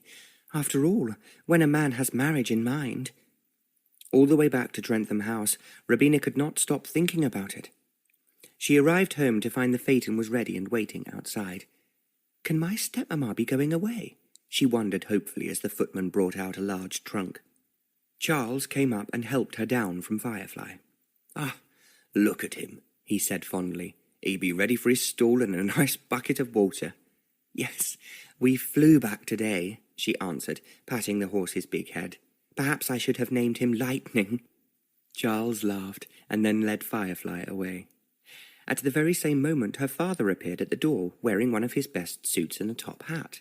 "Ah, Robina, I am glad that I have seen you before I depart. I have to leave for London, and I shall be away for the next few days. I'm sorry it is so sudden, but I must go, as there are some problems in the office. One of my partners has died, and all is in uproar. I cannot trust the young whippersnappers to run things, and so I shall remain in London until we have sorted it out. You will be fine here with Laura, and I only ask that you remember the talk we had on Saturday, and abide by your promise." "Yes, Papa," she answered as he climbed into the phaeton. "I wish you a pleasant journey." She waved until the phaeton disappeared. Walking back to the house, her first thought was of how she would now be alone with her stepmother. It was not that she was frightened of her, more that she did not trust her. She had already shown that she could be vicious when her father was not present to protect her. And then there was the business with Nanny. In spite of repeated requests that Nanny attend her, she had not appeared. Even Newman did not seem certain as to the reason behind her returning to the village. Robina had put it to the back of her mind till now, as for a while she had believed that Nanny had wanted to return to her home, but with the prospect of there not being anyone to shield her from her stepmother's wrath, she was forced to reconsider this position. Inside the house was very quiet, save for the ticking of the hall clock. "Hideous thing! How I hate it!" she mumbled. She was well aware that each day a different article appeared in the house and took the place of something that her mother had chosen and loved. Moving upstairs, she noticed that the portrait of her grandmother that was once at the top of the stairs had been moved. In its place was a rather clumsy still life of a fruit bowl and a trio of cats. Robina wrinkled her nose at it. She did not care for cats, preferring horses and dogs. Cats were only useful for keeping rats down, and she hoped that her stepmother was not about to bring the nasty creatures into this house. No, just give her a fine horse, a proper animal, any day of the week. Walking into her room, Robina quickly checked her drawers and the wardrobe for missing items, but everything appeared present and correct. The room had been cleaned whilst she was out, and it smelled of beeswax and carbolic. Sighing, she took off her new riding habit and rang for Molly to collect it. It had become quite rumpled during her ride and needed pressing. There was something about the way the girl would not meet her eye as she entered the room that made Robina suspicious. She took the riding habit and was gone in a flash. "I cannot bear the girl's insolence," she thought as she lay down on the bed for a rest before dinner. She picked up her book from the bedside table, and as she opened it, she was surprised to find that she could not find her place. "I know I used the Earl's letter to mark the page," she said to herself, "and now I cannot remember where I was. Perhaps it fell out when I put the book back this morning." But search as she might, she did not find the letter. Then the truth dawned on her. "Molly!" she exclaimed out loud. "She must have taken it." A simmering fury swept over her. She snapped the book shut and was on the point of ringing for Molly when she heard a noise in the corridor outside. Thinking that it might be Nanny returning, she ran and opened the door. Emerging from Nanny's room were Newman and one of the footmen carrying boxes of Nanny's belongings that had obviously all been packed up. "Where are you going with those?" Newman looked as if he wished he was invisible. The footman scuttled off with his box and left them alone. "Newman, please, I need to know what is going on. I will not be angry with you, as I am concerned for Nanny's well-being." "She did this?" asked Robina in a quavering voice. She did not know whether to be angry or to cry. "Yes, miss. Her ladyship ordered it herself." "And is Papa aware of this?" "I did not ask. We do not question her ladyship's orders or wishes." Robina was utterly shocked. I would guess Papa knows nothing about this, she thought to herself. Thank you, Newman. He picked up the boxes he had been carrying and took them downstairs. Robina walked slowly back to her room to think. She simply must now confront her stepmother, and as for Nanny, she must believe she has been deserted. I have a responsibility for Nanny, decided Robina. Tomorrow I shall go to the village after I have finished my duties at the castle and find her. She must feel so alone and unwanted. The gong sounded at 8 o'clock on the dot. Robina changed into the pale lemon silk dress she had bought in Paris. She always felt very chic in it, and as she knew that her stepmother would not be dressing down, she did not wish to give her any cause to make remarks. She felt somewhat nervous at the thought of dining alone with Laura. Robina collected herself and walked downstairs. The dining-room door was open as she reached the last stair, so she took a deep breath and went inside. Her stepmother was already seated at the table, and threw Robina an impatient look as she entered the room. "Good evening, stepmamma." "On time for a change," she responded sourly. "To what do I owe this honour?" Robina was not certain if she was posing a question or making a comment.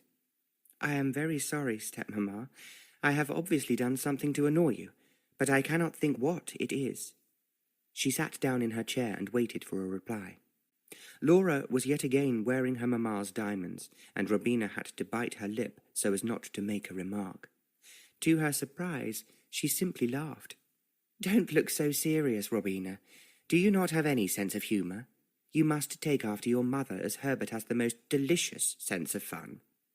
Robina wanted to shout that her mother had the best sense of humour in the world, and that they had laughed so much, but she could see Laura's attempt to irk her for what it was. "Now," she continued, "I have a surprise for you. Lord Drury will be coming for dinner on Wednesday, and I will expect no resistance this time. I believe your father has spoken with you on the subject?" "Yes, stepmamma, he has." "So, I can count on your cooperation this time? As I have told both you and Papa, I will be there." "Good. There is also another matter I would wish to discuss with you.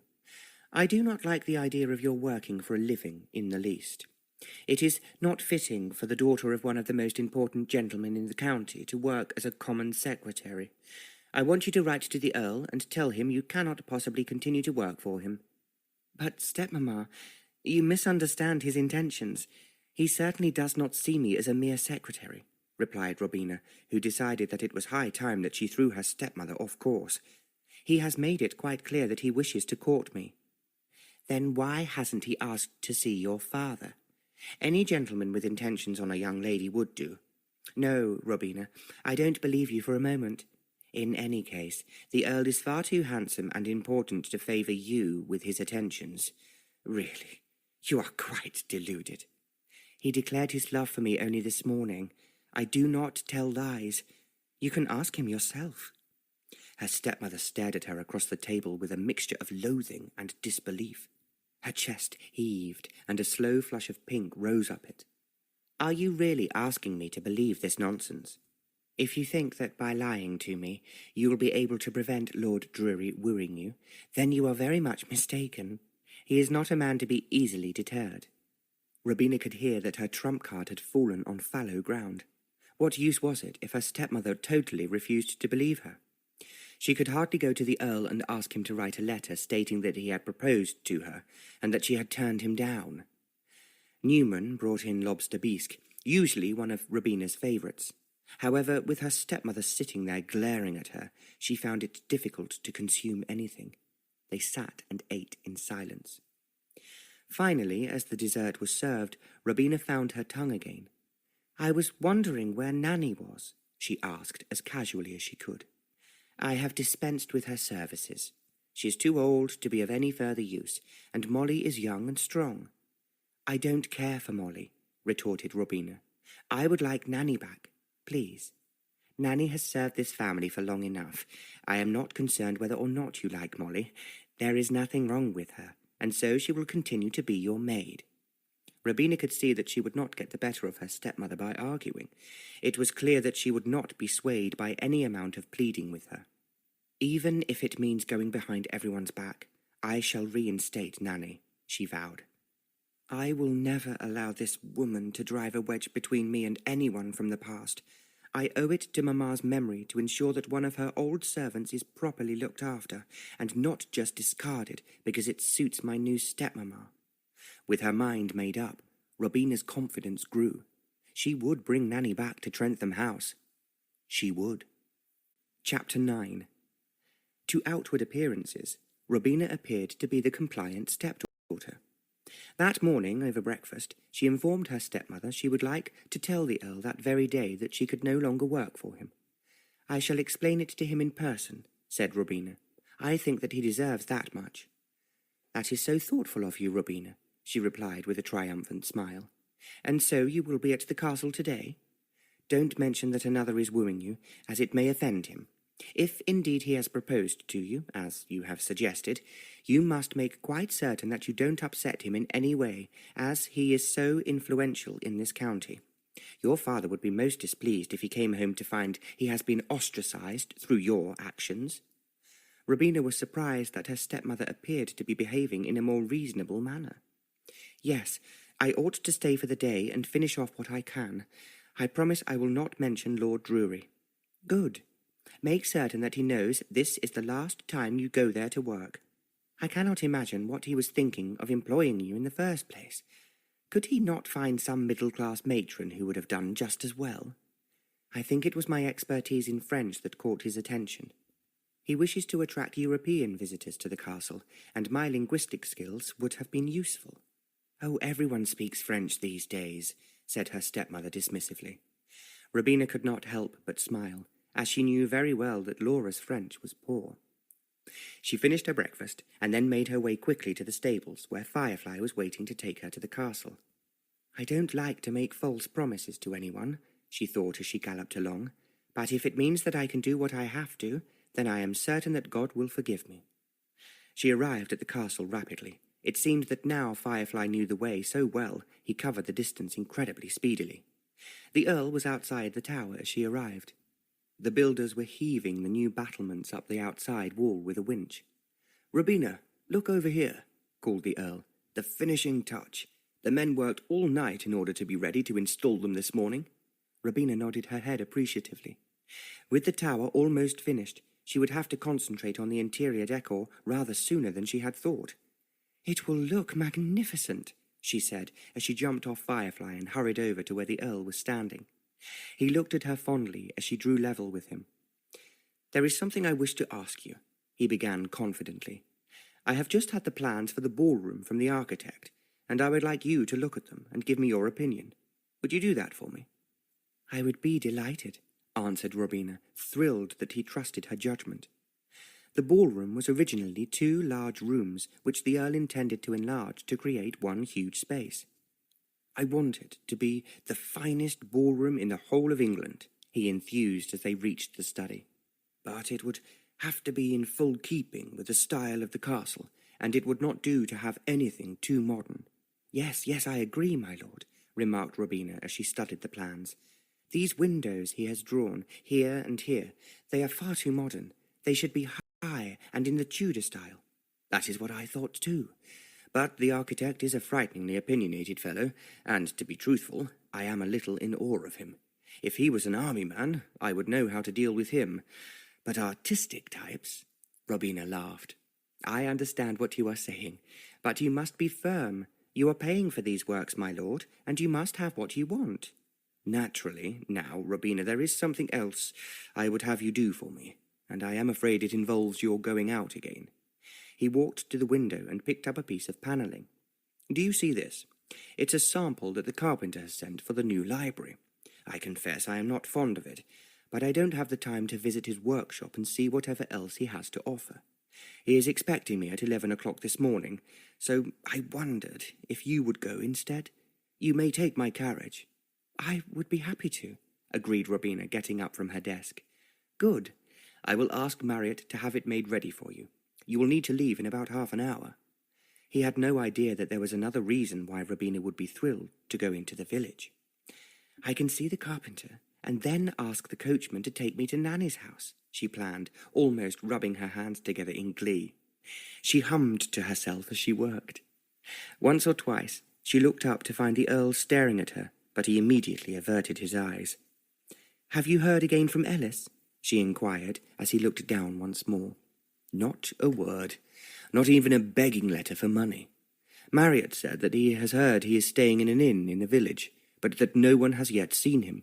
In any case, I am certain that wherever he is, the first I shall know is when I receive the bill." Robina hoped that she would never see Ellis again, although she felt it probable that he might rear his head at some point. "With any luck, I will not be around to witness it," she thought, as Marriott announced that the carriage was ready. "You should go now, Robina," suggested the Earl, putting down his pen. "Don't wait for me to start luncheon," she said as she left. "I often lose track of time when I am involved in choosing things." "Very well. I will ask Mrs. Osage to prepare a cold plate for when you return." Robina felt a little sly, but she did not want anyone to know what she was up to, although she thought that the Earl probably would not mind her borrowing his carriage to see Nanny.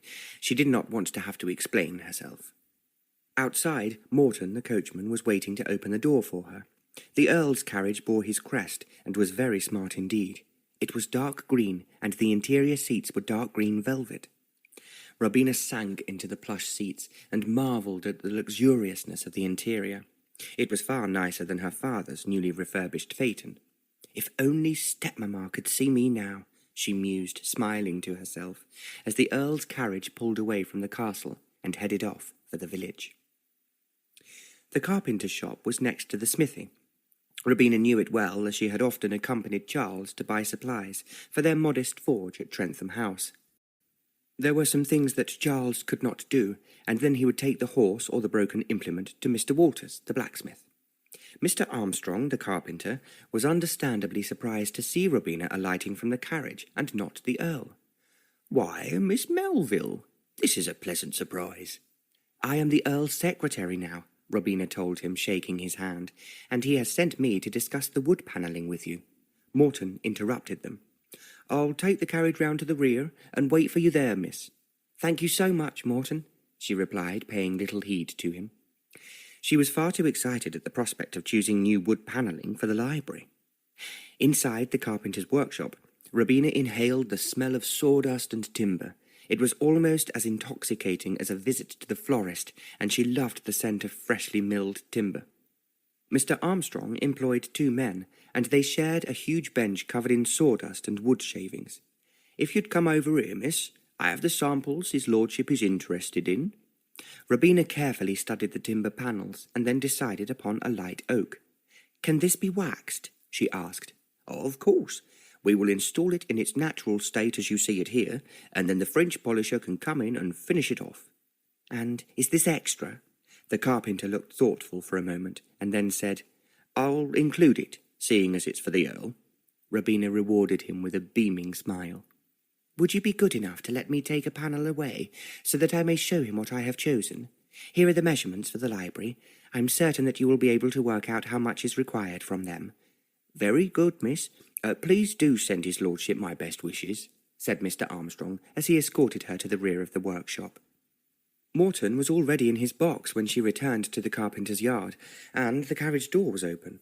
"He's in a real hurry," she thought as she climbed inside. "I do hope he is not going to be too grumpy that I now want to visit Nanny." She opened the communication flap. "Do you know Myrtle Cottage in Southwell Lane?"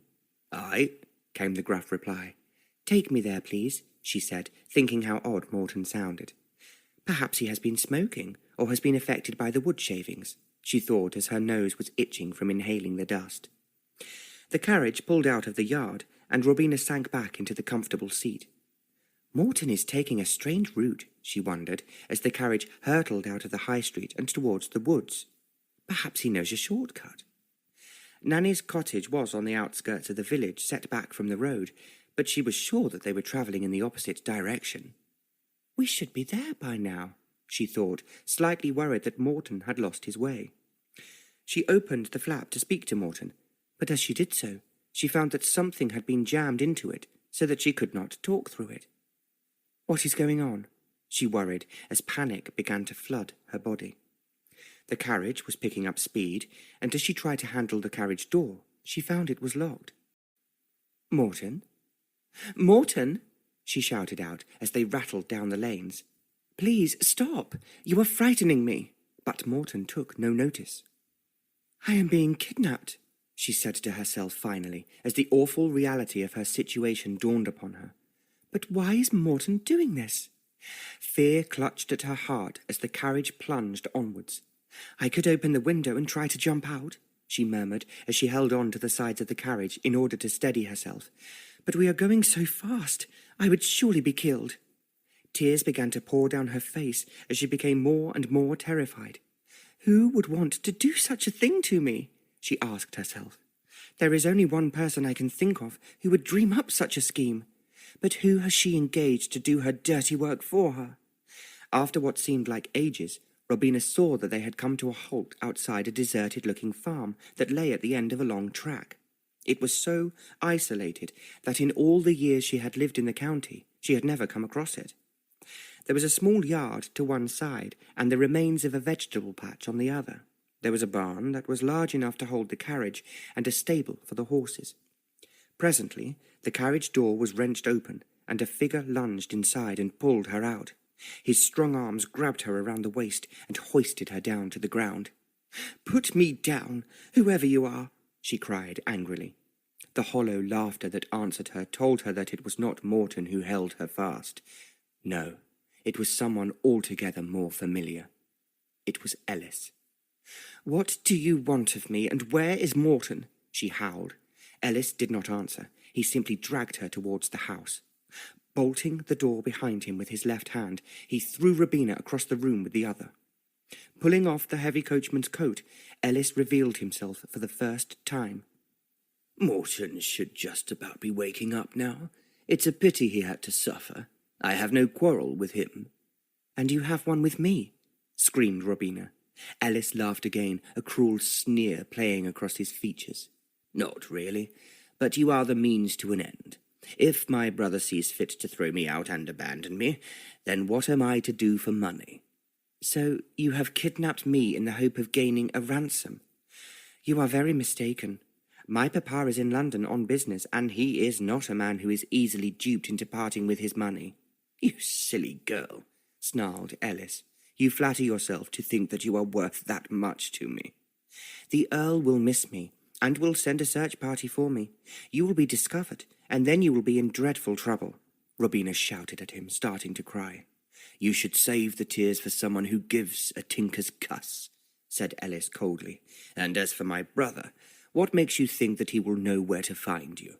This house may be on his land, but it could be on another planet, for all he knows."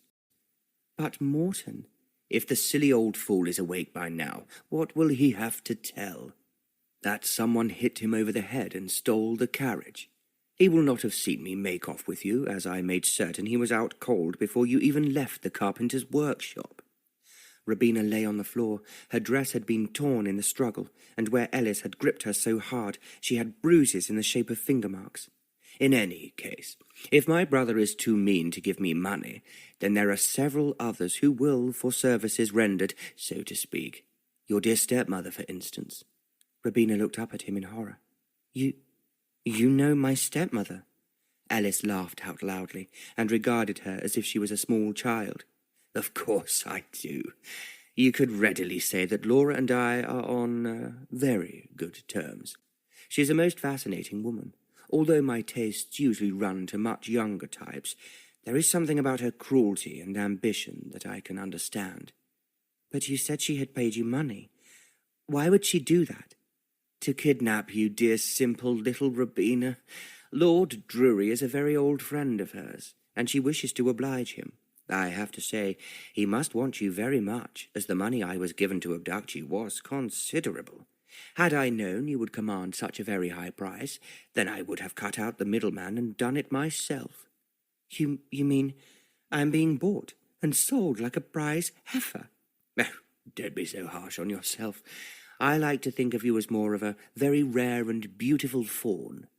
The full, awful truth was dawning upon her. So her very real suspicions that her mother was not quite what she seemed were proving correct. "Poor papa, he's heading for more heartbreak," she thought, as Ellis moved round the room, testing that all the locks on the doors and windows were fast. "So you will send my papa a ransom note? Is that your plan?" she inquired, rubbing her bruises, which were beginning to throb. "Nothing of the sort, although I must say you have given me an idea." He paused as if in deep thought and reconsidered. "But no, I will stick to the original plan, as it will have a far greater effect than me holding out for more."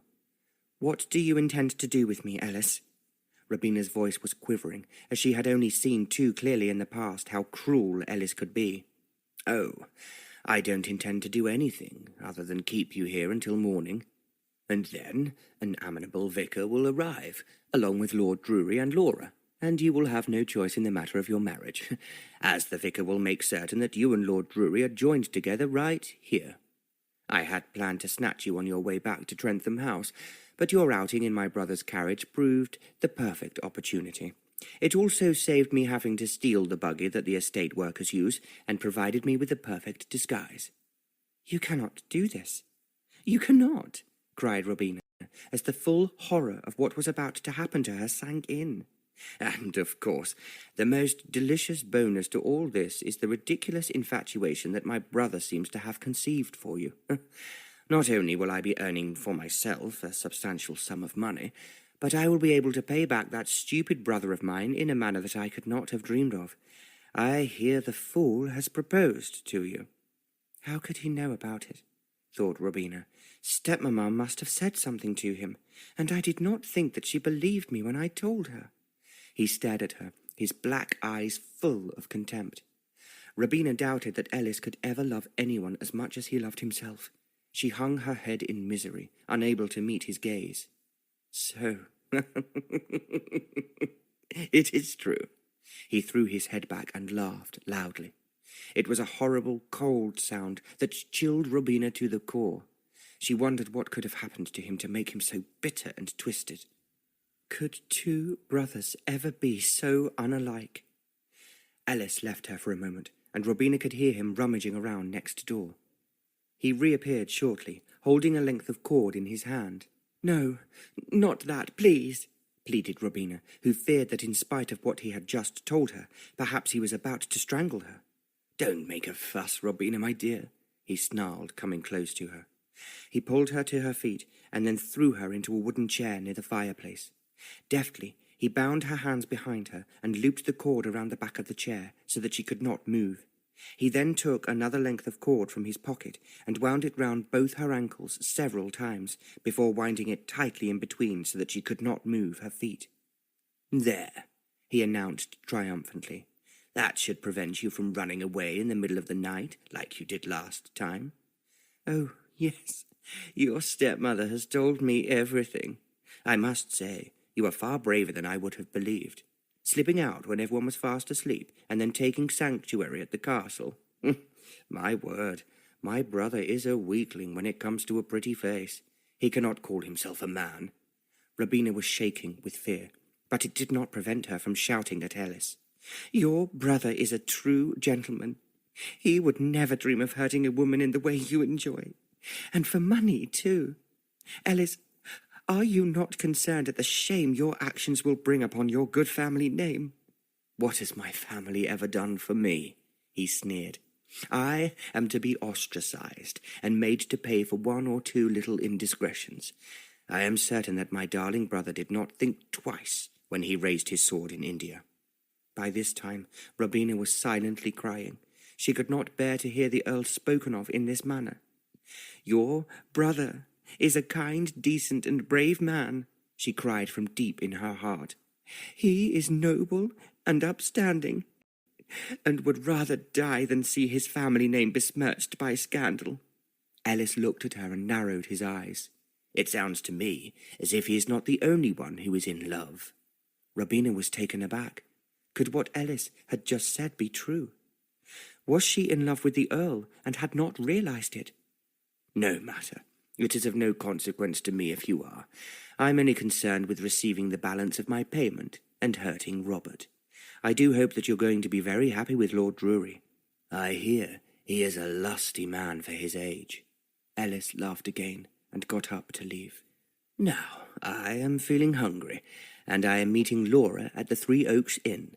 She is taking full advantage of her husband's absence, believe me." Robina watched him pull on his cloak and undo the bolts on the cottage door. "I would say not to wander far, but seeing you tied up so tightly, I don't think you will be going anywhere," said Ellis, with an ugly smirk on his face. He quickly left, and Robina heard a key turning in the lock. Miserably, she stared into empty space and wept. "So, I am to be married to Lord Drury by force," she sobbed, "and stepmamma was in league with not only him, but Ellis Hampton as well. Truly I have been a pawn in this whole sorry affair." Meanwhile, back at Hampton Castle, the Earl was becoming increasingly concerned. It was now past 3 o'clock, and there was still no sign of Robina. "Surely she cannot have been detained for so long with the carpenter," he pondered, as he sent away his food untouched. "She said she would be some time, and not wait for luncheon. But this is ridiculous." He rose from his desk and paced the room. "Perhaps she has gone to visit a friend," he said to himself, "or she has met with some trouble along the way." He rang for Marriott, who appeared in a flash. "Yes, my lord?" "Marriott, the carriage Miss Melville took out this morning. Do you know if it has been checked before they left?" "I would assume so, my lord." "Did the stables ensure that it was in full working order?" "Of course, my lord. It has only just been returned from the carriage works in town. If you recall, there was a loose spoke on one of the wheels, which had been causing concern." The Earl remained silent as he thought. Finally, he explained. "It is Miss Melville. She has not returned from the carpenter's workshop. I am worried that she may have met with an unfortunate accident. I think it would be wise to send someone to the village to make inquiries." "Very good, my lord. I will see to it at once." Marriott disappeared, and the Earl began to pace up and down the floor of the study again. "If anything has happened to her, I will hold myself responsible," he said out loud. "I love her. I love her, and I will die if she has come to any harm." He contemplated saddling up his horse and racing off to find her, but he realized that she might well be found, and returned to the castle whilst he was out. "I will stay here, at least until the boy we have sent returns," he resolved. Robina was getting increasingly hungry and thirsty as the hours went by. There was no sign of Ellis, and she felt frightened and alone. Everything he had told her was going around and around in her head. Could her stepmother really have taken Ellis as her lover? And what was it that she stood to gain by forcing her into marriage? If she was left alone with her father, she would be unable to continue her illicit trysts with Ellis. "I just don't understand what is going on," sobbed Robina. "Oh, Mamma, if you can see me or hear me, find a way to bring the Earl to me. I cannot remain here and be married off to Lord Drury tomorrow. I simply cannot." The only one who could save her now was the Earl.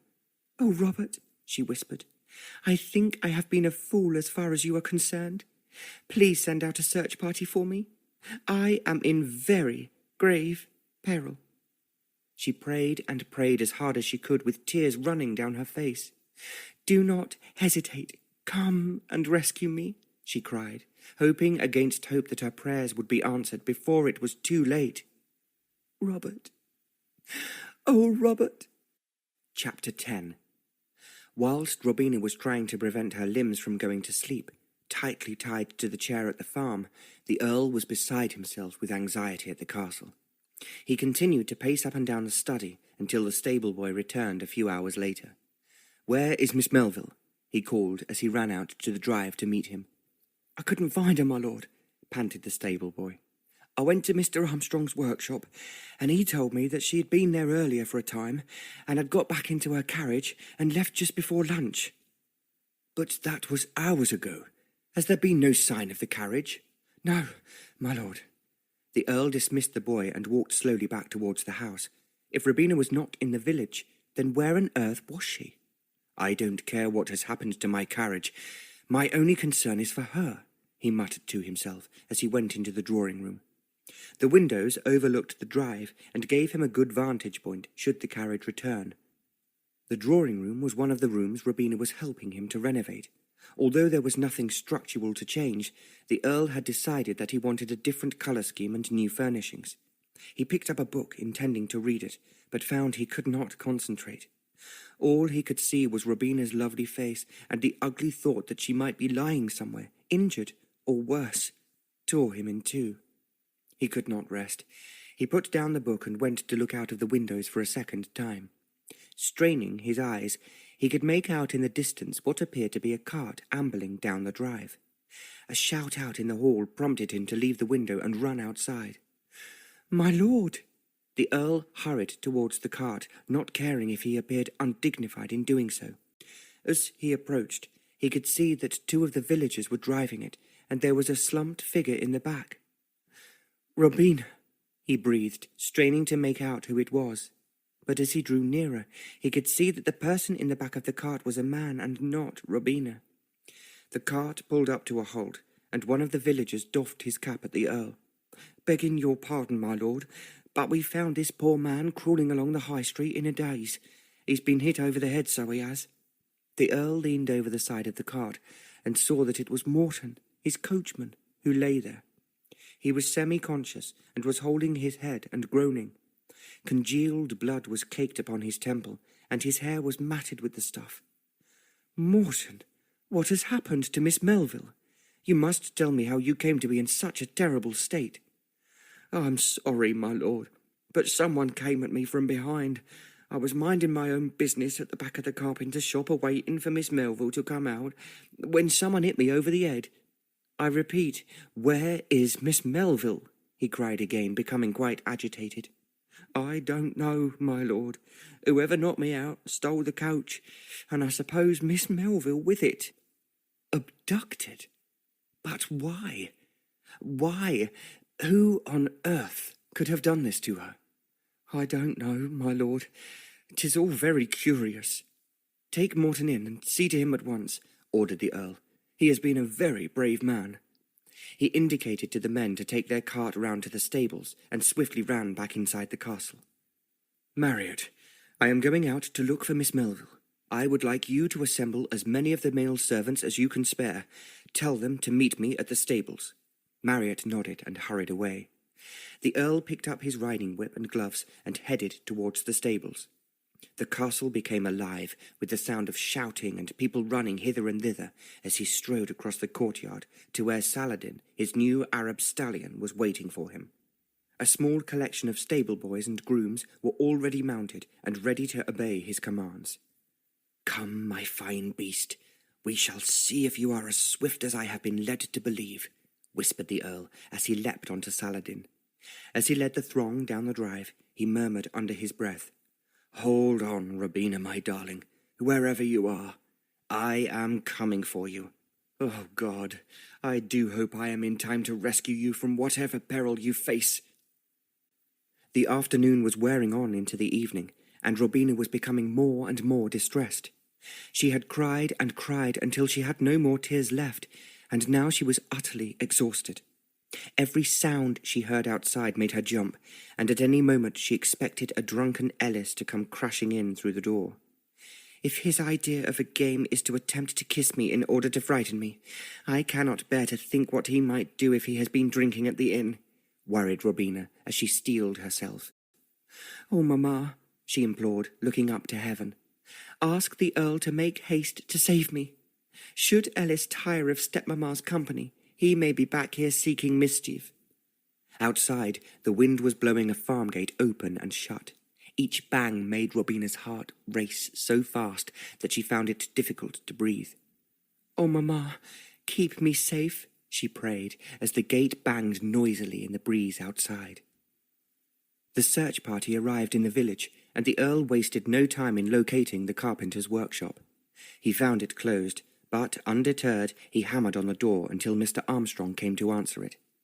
"My lord, what delightful surprise," he declared, wiping cake crumbs from his face. The Earl had obviously interrupted his tea.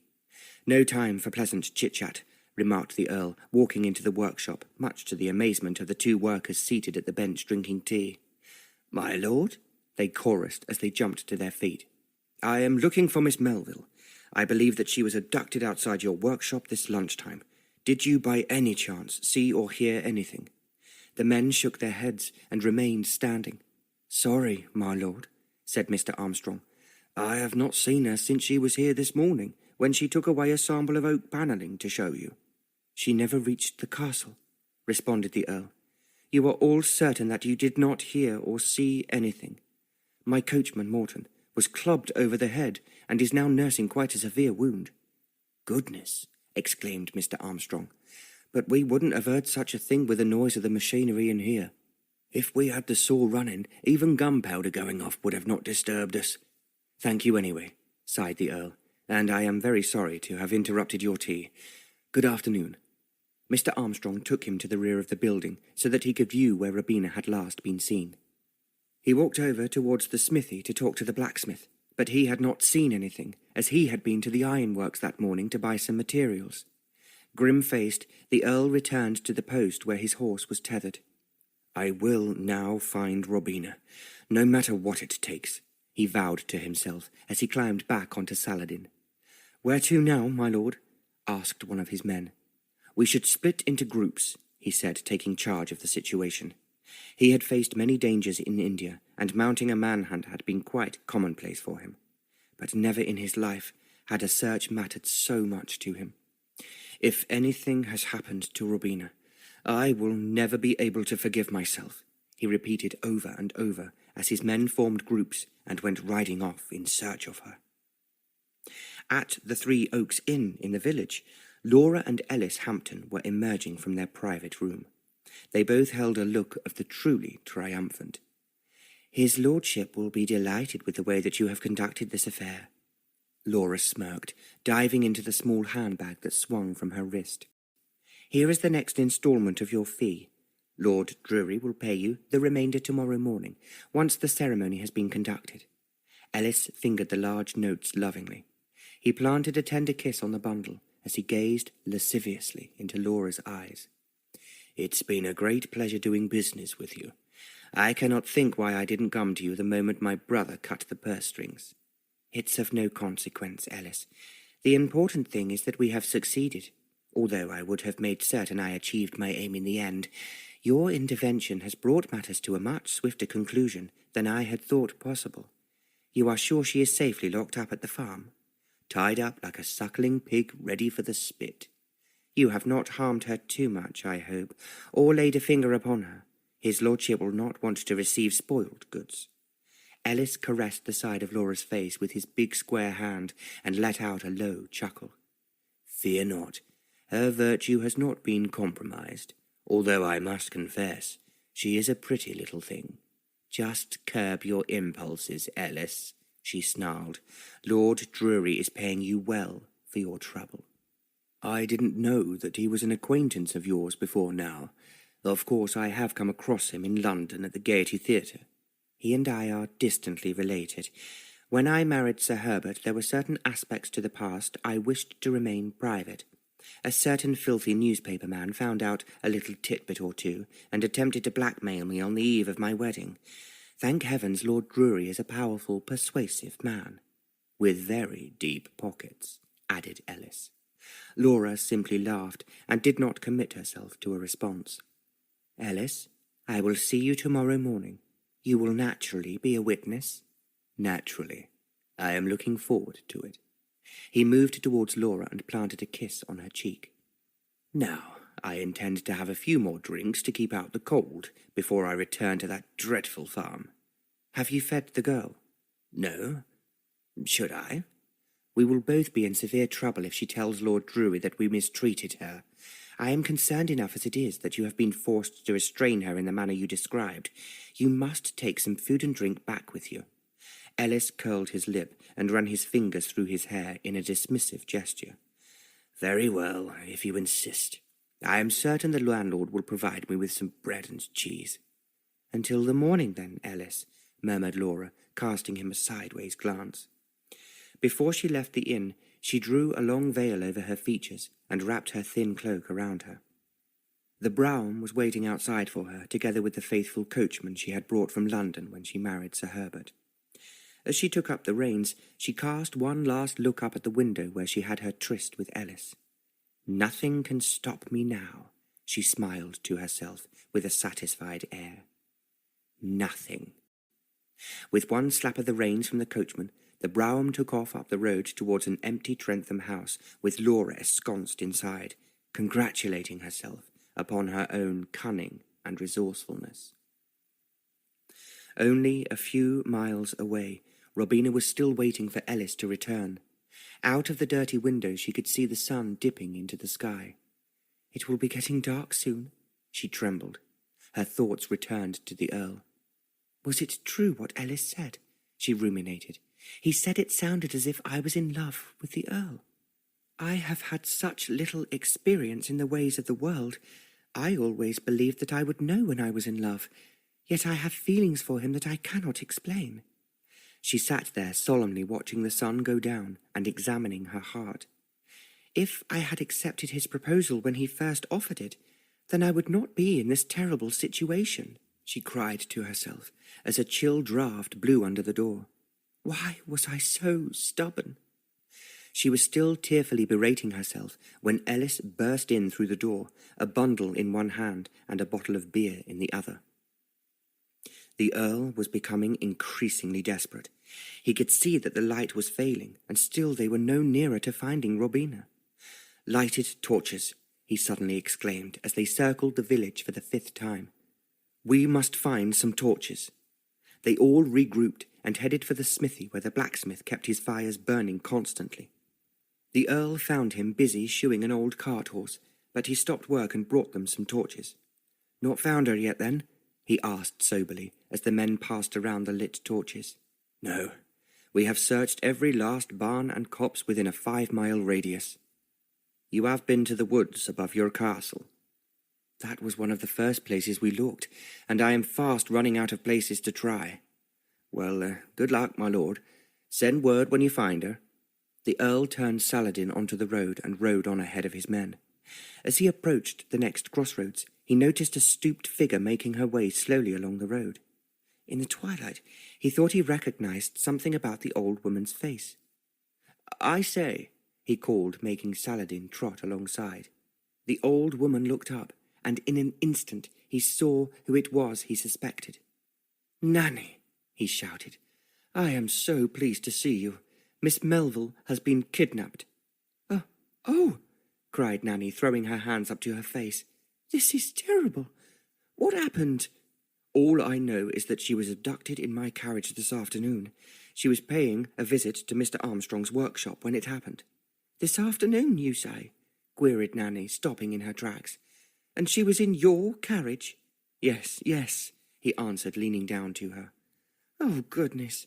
I saw the carriage earlier today, and I thought it was you in a fine hurry.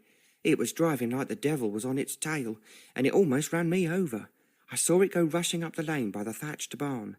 But that leads to a dead end, exclaimed the Earl, quite clearly puzzled. Nanny laughed and shook her head. Oh, I can see you don't know about old Hatcher's farm, then, and it's on your own land as well. Hatcher's farm?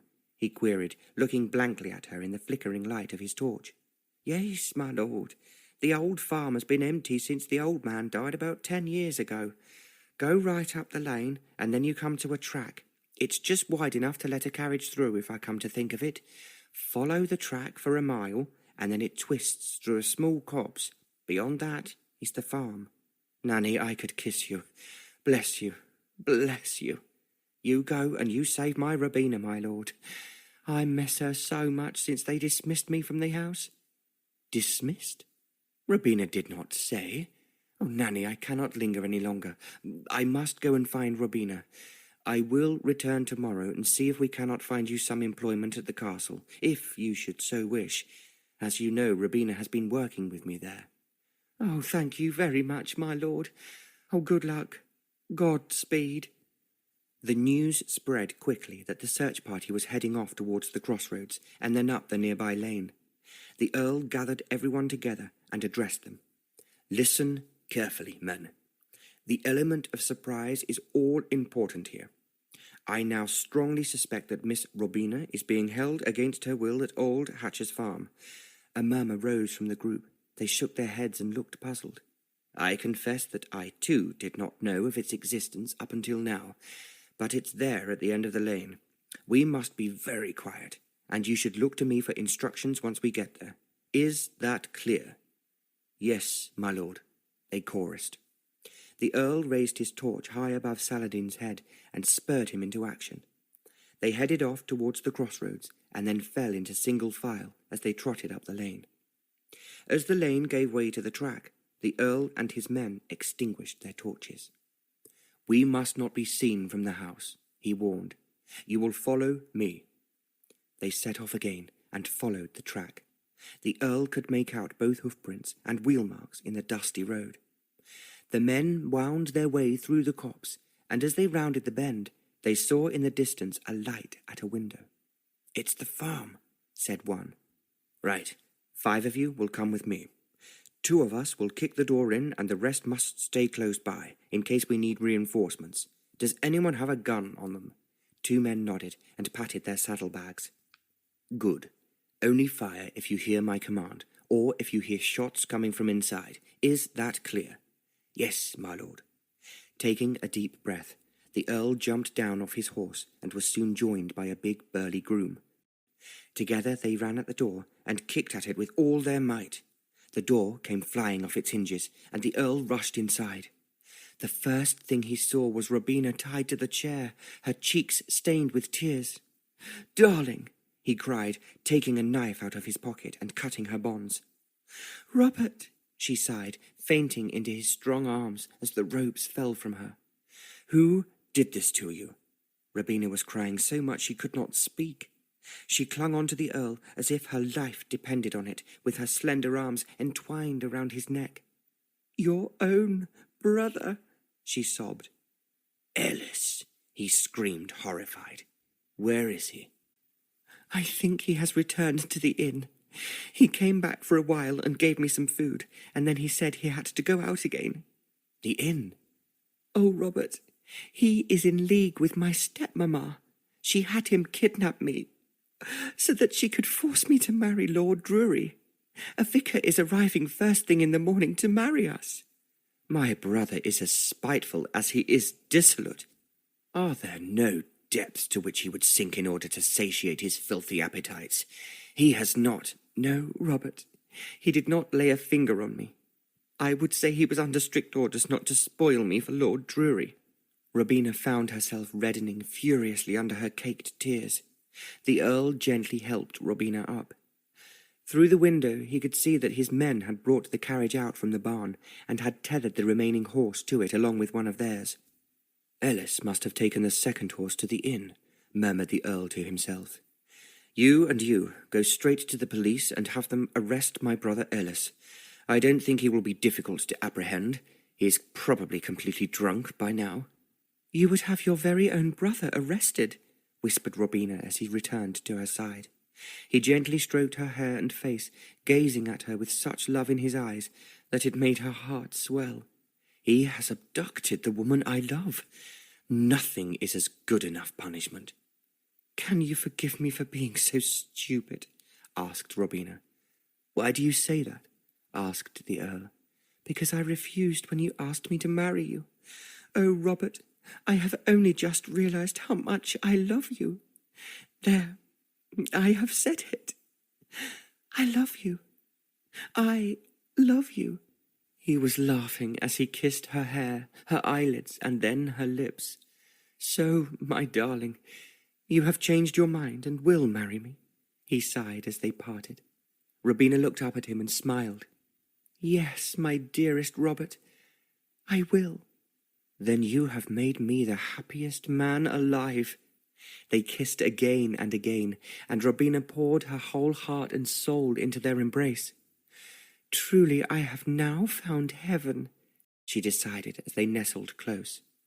Just then there came a knock on the door. It was the groom who had helped the Earl kick the lock off. He had tactfully withdrawn once he had seen how intimate Robina and the Earl were becoming. "My lord, begging your pardon, but shall we make the carriage ready to take Miss Melville back home?" "Your father is still away?" asked the Earl. "As far as I am aware." "Then please take Miss Melville back to the castle," instructed the Earl. I have another call to make before this night is over." He picked up Robina and tenderly carried her out to the carriage, placed her inside and kissed her once more. "I shall not be long, my darling." "Where are you going?" "I wish to speak to Lady Melville." "Please, be very careful," urged Robina pleadingly as she clutched at his jacket lapels. "Stepmamma is a force to be reckoned with." "Have no fear, Robina. I will return to the castle as soon as I can. My men will make certain that Mrs. Osage takes good care of you." With a sign from him, the carriage pulled off back down the narrow track. "And now," the Earl grunted to himself as his men dispersed, "I have an appointment at Trentham House." As soon as Robina arrived at the castle, people anxious for her well-being quickly surrounded her.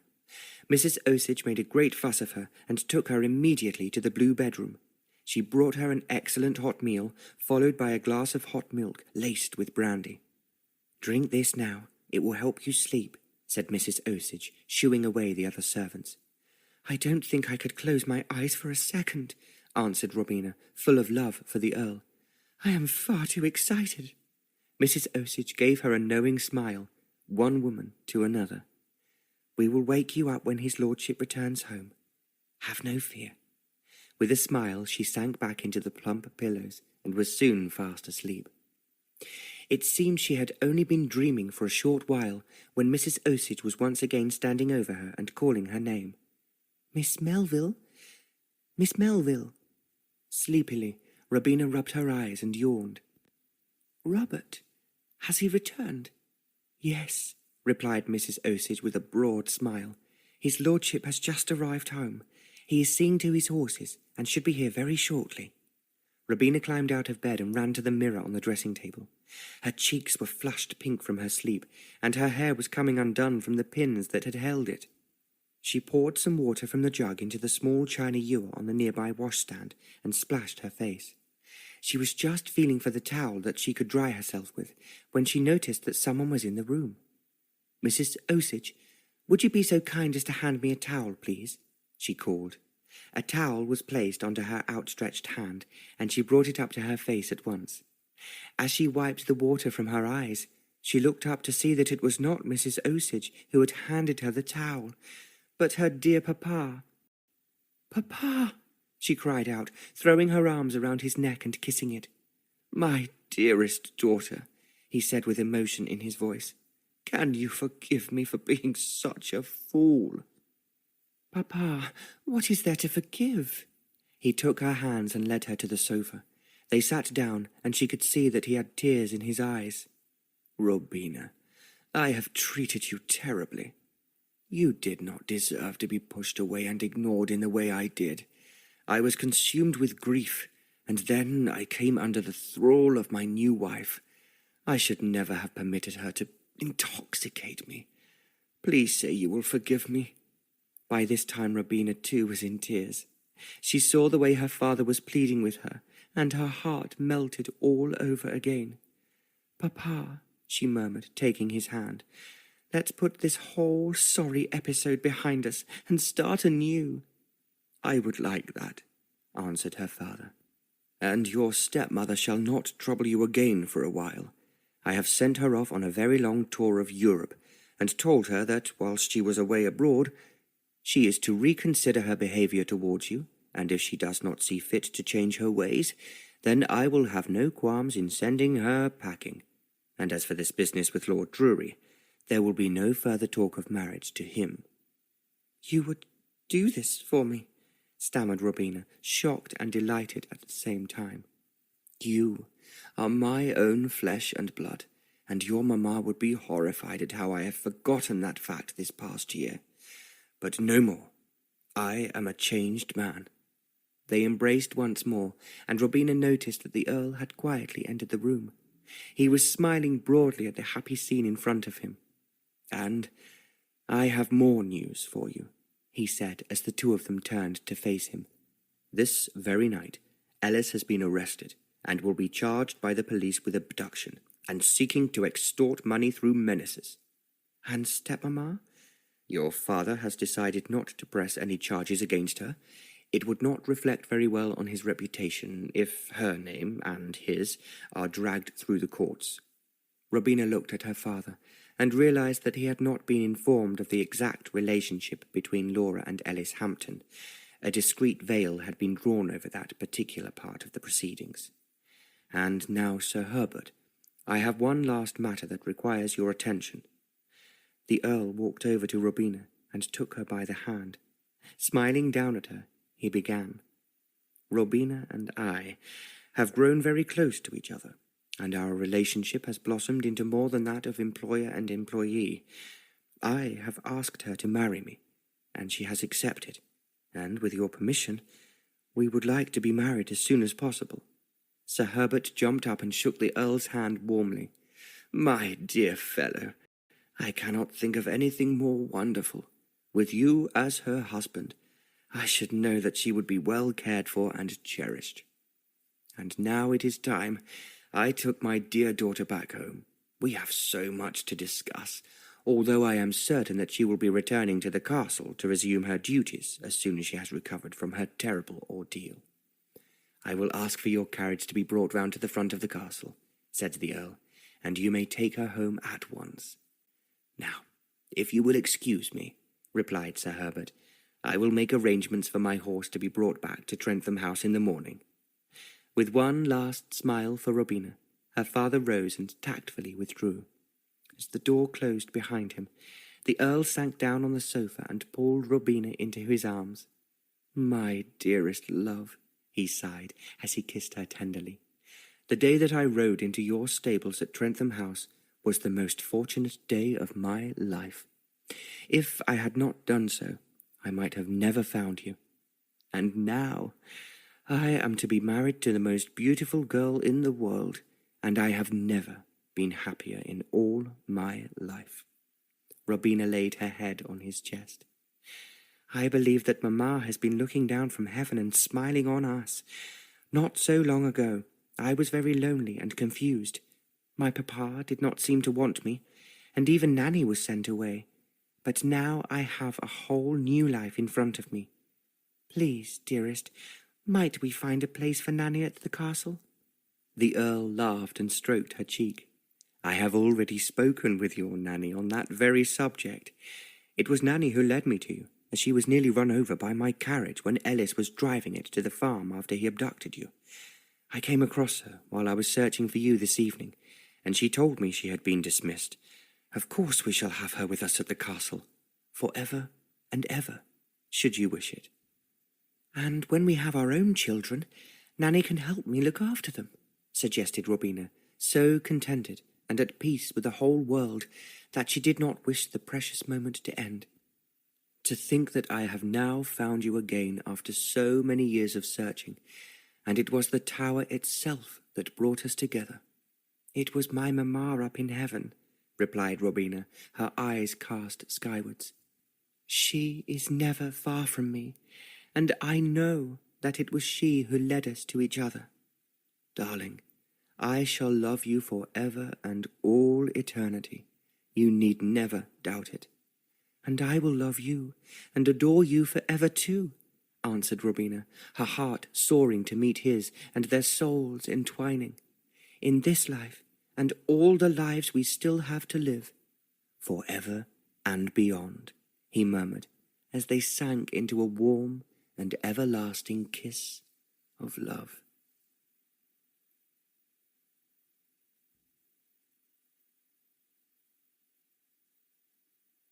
Love at the Tower. Written by Barbara Cartland.